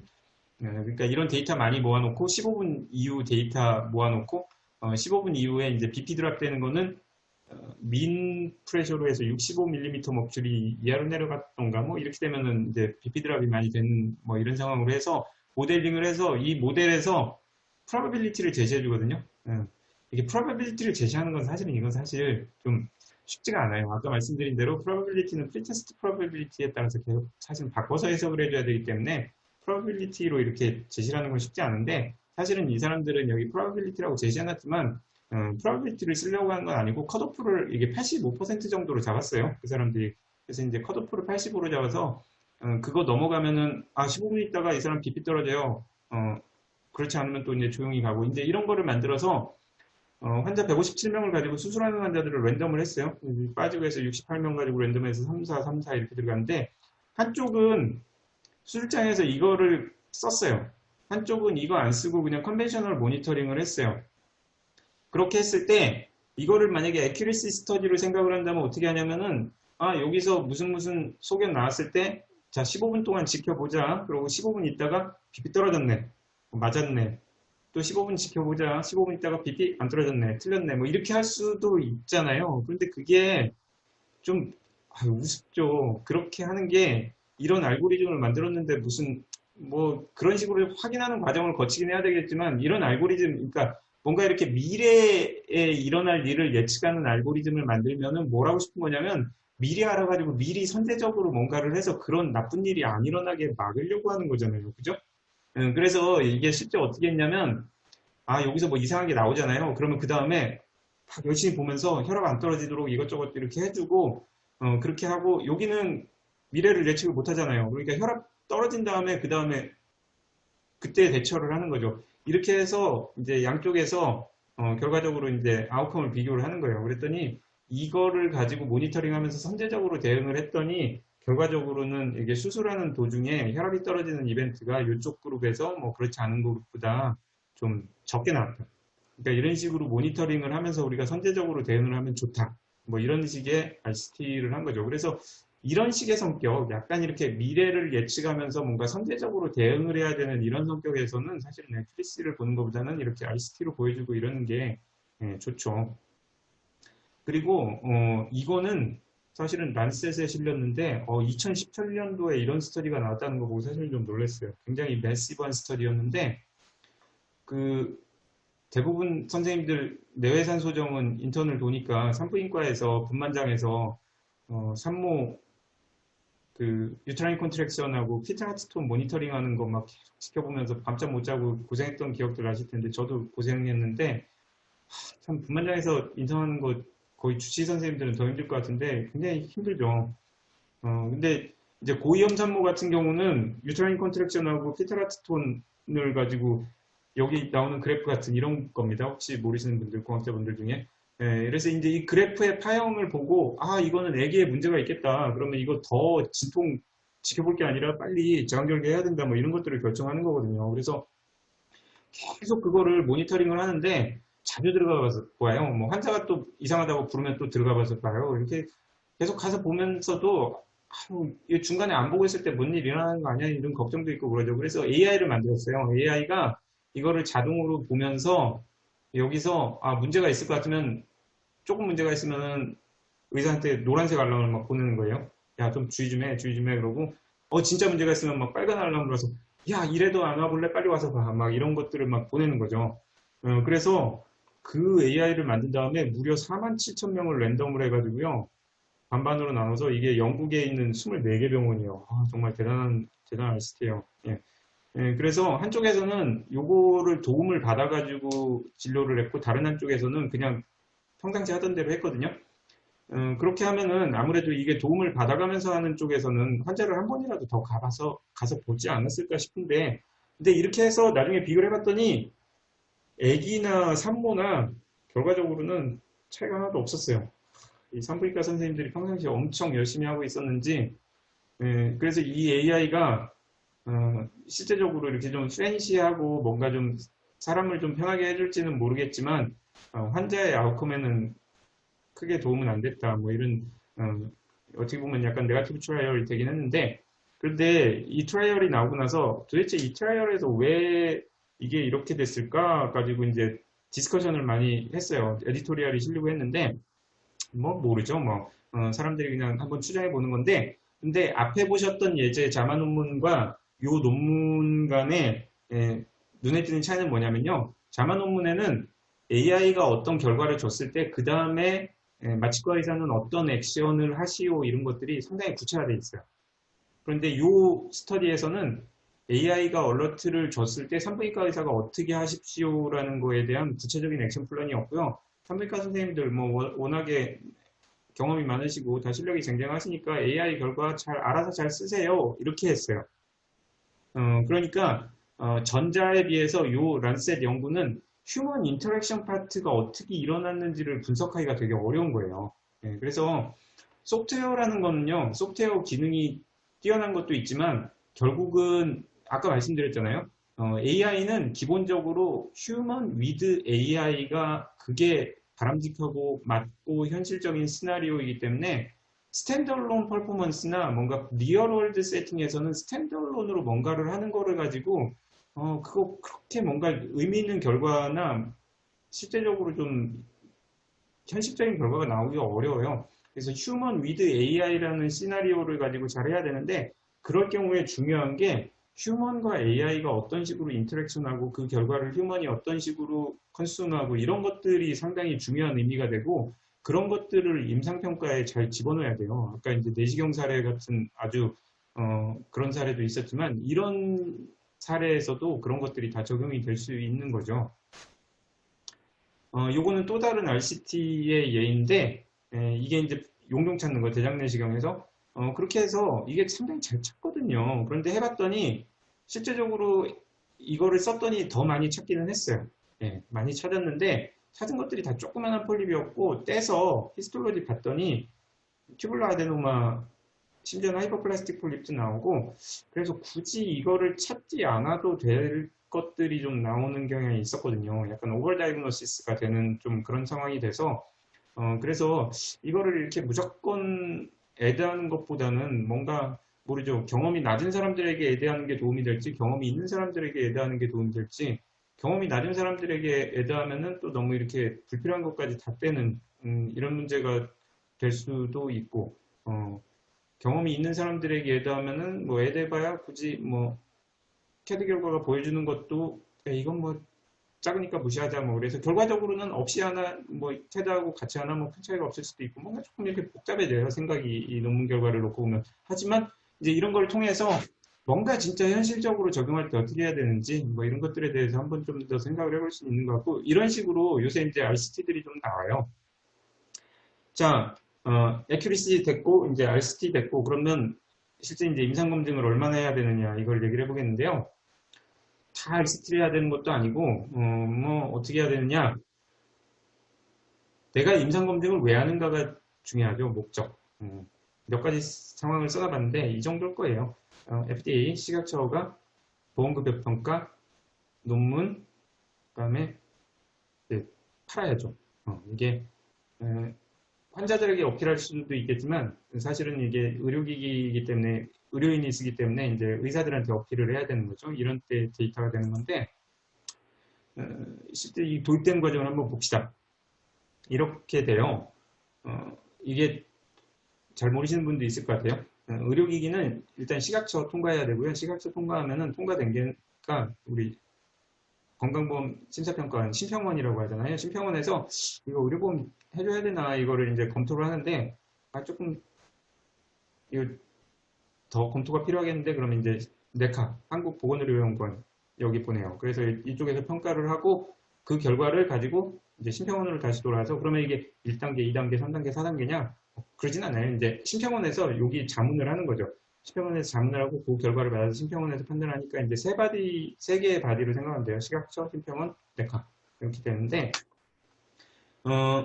이게 그러다 보니까 이제 잘 모르는 특히 이제 전통적인 의료기기나 제약업체가 아니라 IT기기 업체에서는 이 과정을 잘 모르니까 아니 뭐 이렇게 검토 단계가 많아 이거 좀 규제가 많다 그래서 이거 가지고 뭐 규제를 풀어달라 어쩌고저쩌고 얘기가 많았어요.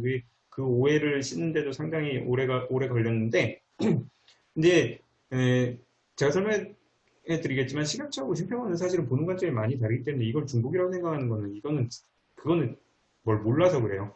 근데 제도를 만드는 과정에서도 이게 약간 좀 서로 간의 의사소통이 잘 안 되다 보니까 그런 것들을 편하게 한다고 해서 요 두 가지를 한꺼번에 진행을 하고 뭐 이런 제도들도 누가 고민을 하고 그랬거든요. 근데 그거 사실 넌센스예요. 이거 한꺼번에 할 수가 없어요. 두 개가 성격이 다른 건데 뭐 그런 과정들을 다 겪어서 지금은 조금 정리가 되긴 했는데 근데 심평원하고 네카는 조금 보는 관점이 비슷하기 때문에 이거는 사실 조금 중복이라고 느낄 수도 있거든요. 그런데 하나 또 이 5개념을 잡는데 한참 걸렸던 게 저도 그 5개념을 잡느라고 애를 많이 썼어요. 사실 개인적으로.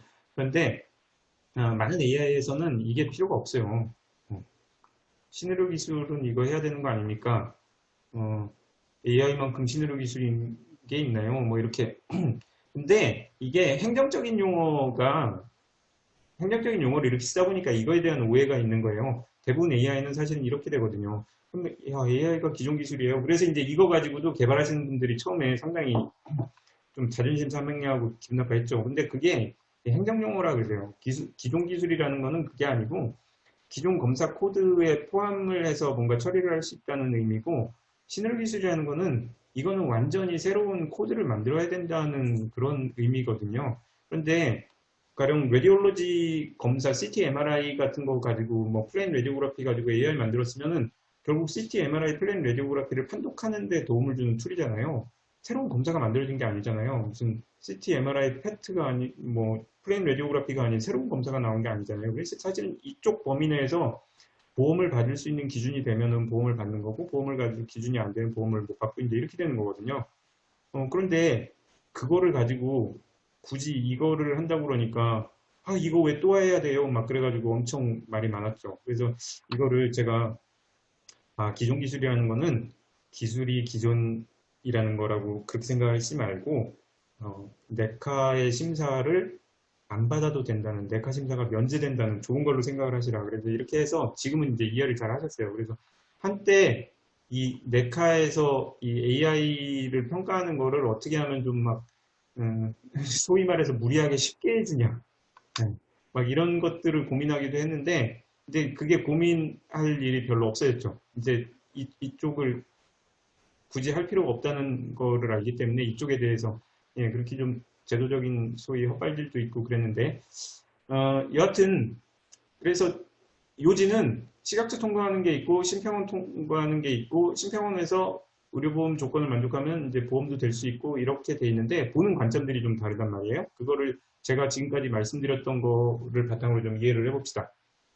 그런데 이게 진단 쪽의 인허가 쪽에 혹시 잘 모르시는 분들이 이 치료제 쪽 인허가만 알고 계신 분들이 좀 혼선을 하는 경우가 있어서 제가 치료 쪽하고 좀 비교를 해볼게요. 치료는 약 같은 경우에 3상 결과 시각처에서 달라고 그래요. 그래야지 통과돼요. 3상 결과는 뭐가 나오나요? 어떤 치료제가 어떤 환자군에서 효과가 있고 결과적으로 환자의 아웃컴이 좋아진다 이런 거를 보여주는 거거든요. 환자군, 인디케이션 어떤 환자에 쓴다 그런 거죠. 구체적 적응증이 있단 말입니다. 그 다음에 아웃컴, 최종적인 환자에 미친 영향.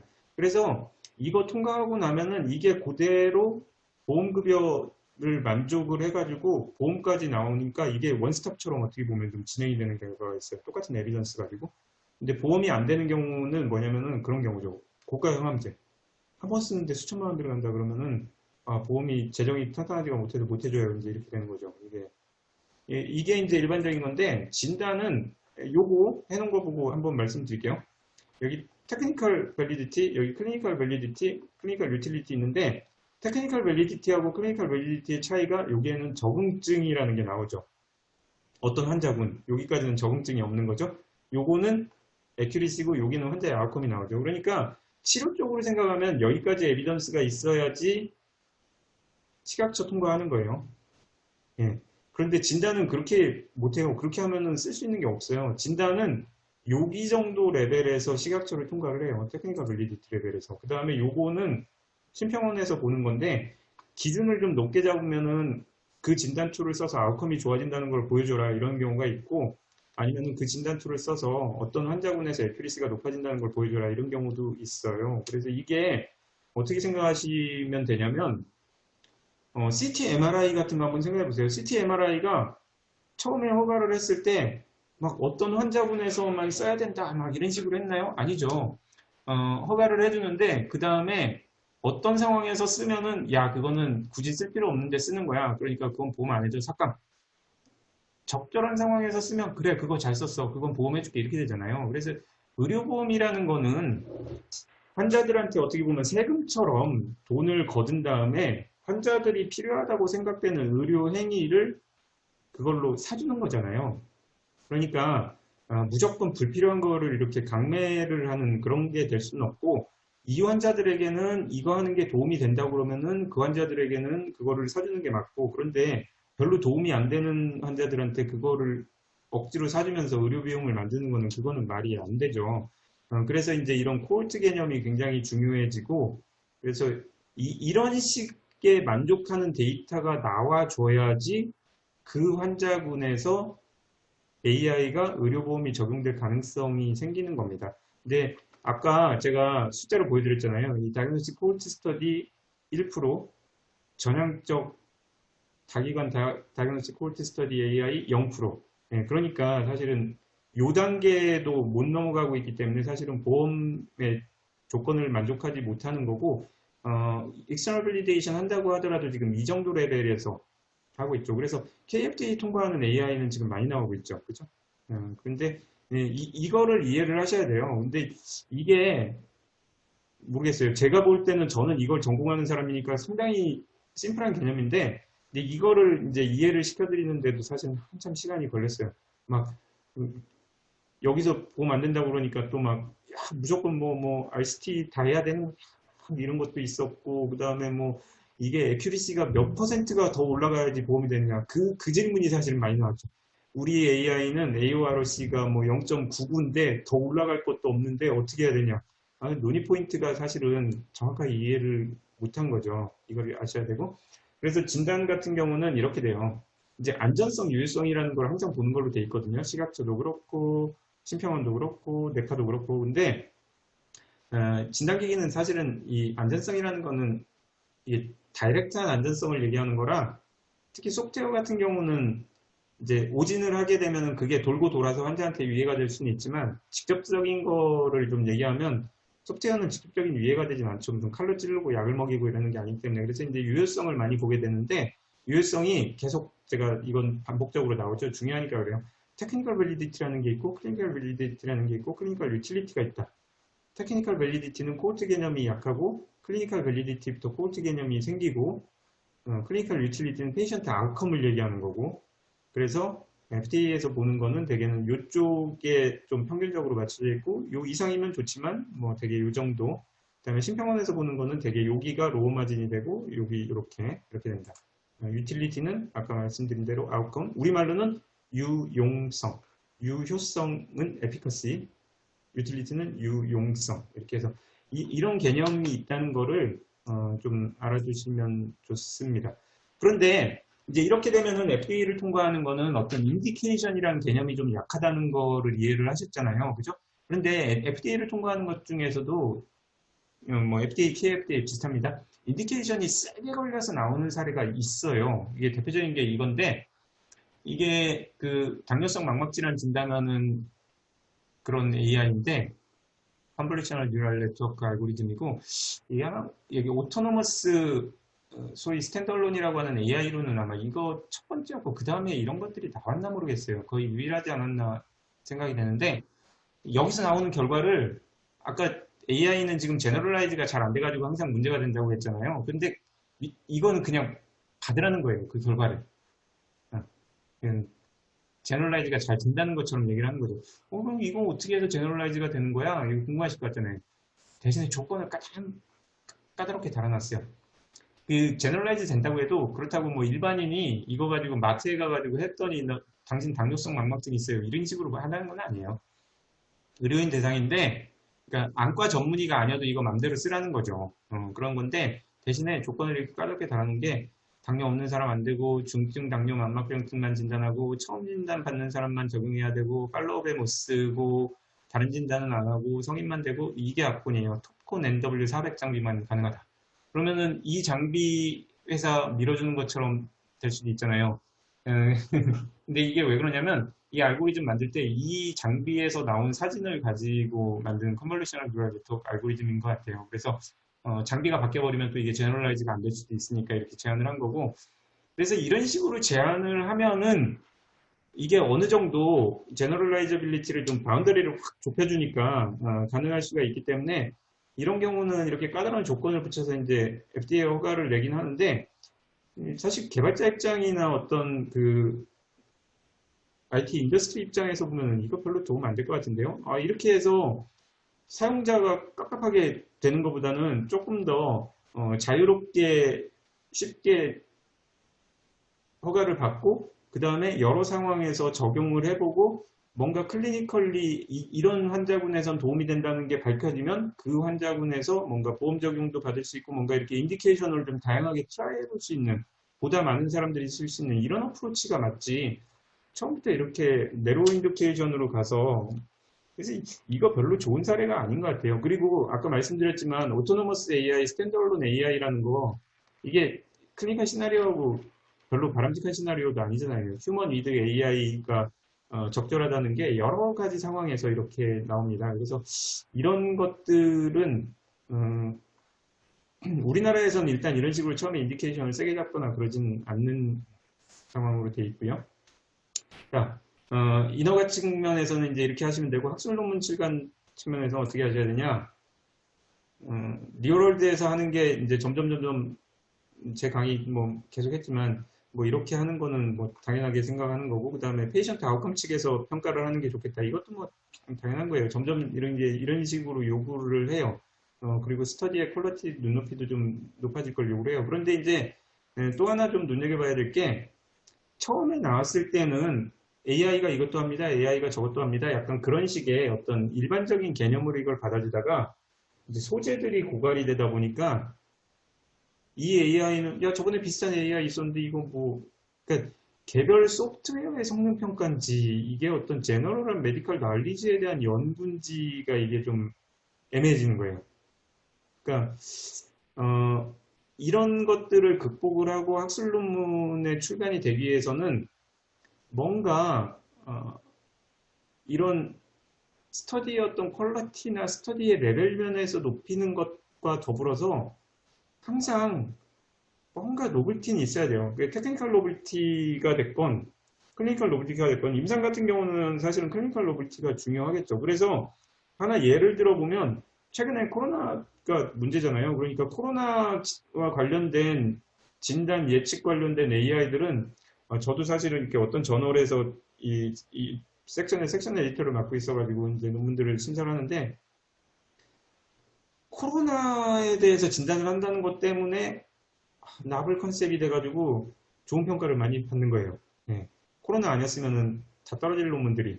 예. 그래서 어떤 이렇게 에비던스 퀄리티, 스터디 디자인의 퀄리티 뭐 이런 것도 있지만 이런 너블티들을 조금 반영하는 게 좋고 근데 그러면 진단만 놓고 보면 노블티를 맞추기가 사실 그렇게 만만치는 않죠. 다이어그노스틱 테스트들 이미 나와 있는 것들이 많잖아요. 그러니까 뭐 다이아베틱 레티노퍼티 알고리즘 찾아보세요. 수십 개, 수백 개 나올지도 모르거든요. 이제 그런 데서는 AI가 당뇨성 망막증 찾아요. 이런 노블티를 살리기가 어렵죠. 그래서 어떻게 보면 클리니컬 이펙트에서 노블티를 찾으려는 시도들도 좀 같이 하시는 게 좋거든요.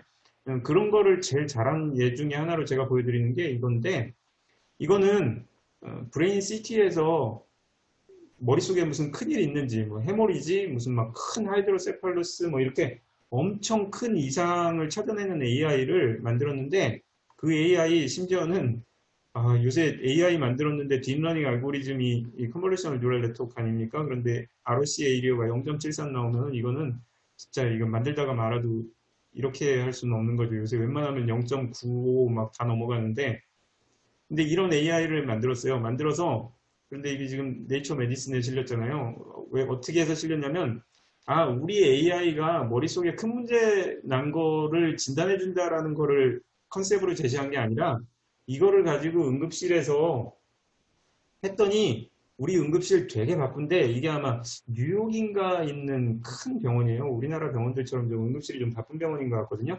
거기서 했더니 응급실에 정신 없어가지고 CT 찍어도 판독도 금방 못하고 그러는데 CT 나오면 일단 이 AI를 돌려서 여기서 좀 뭐라도 걸리면 그거는 판독 먼저 해달라고 판독 순서를 빨리 갖다 놓은 거예요.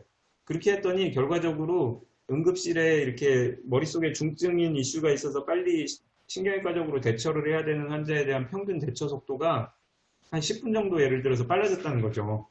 그러면 그렇게 되면은 골든타임 내에 들어오는 환자도 늘어나고 그래서 결과적으로 이 병원은 머릿속에 있는 어떤 중증인 이슈가 있는 환자들에 대해서 예전보다 이렇게 확실히 좋아졌다. 그래서 뭔가 이 툴을 가지고 어떤 클리니컬 유스 측면에서 노블티를 어떻게 살리느냐 그걸 고민을 되게 많이 했던 거고 이 논문의 이 일저자가 영상의학과 선생님이나 무슨 공학이나 이미지 프로세싱 하는 분이 아니라 신경외과 의사였던 걸로 제가 기억을 하는데요.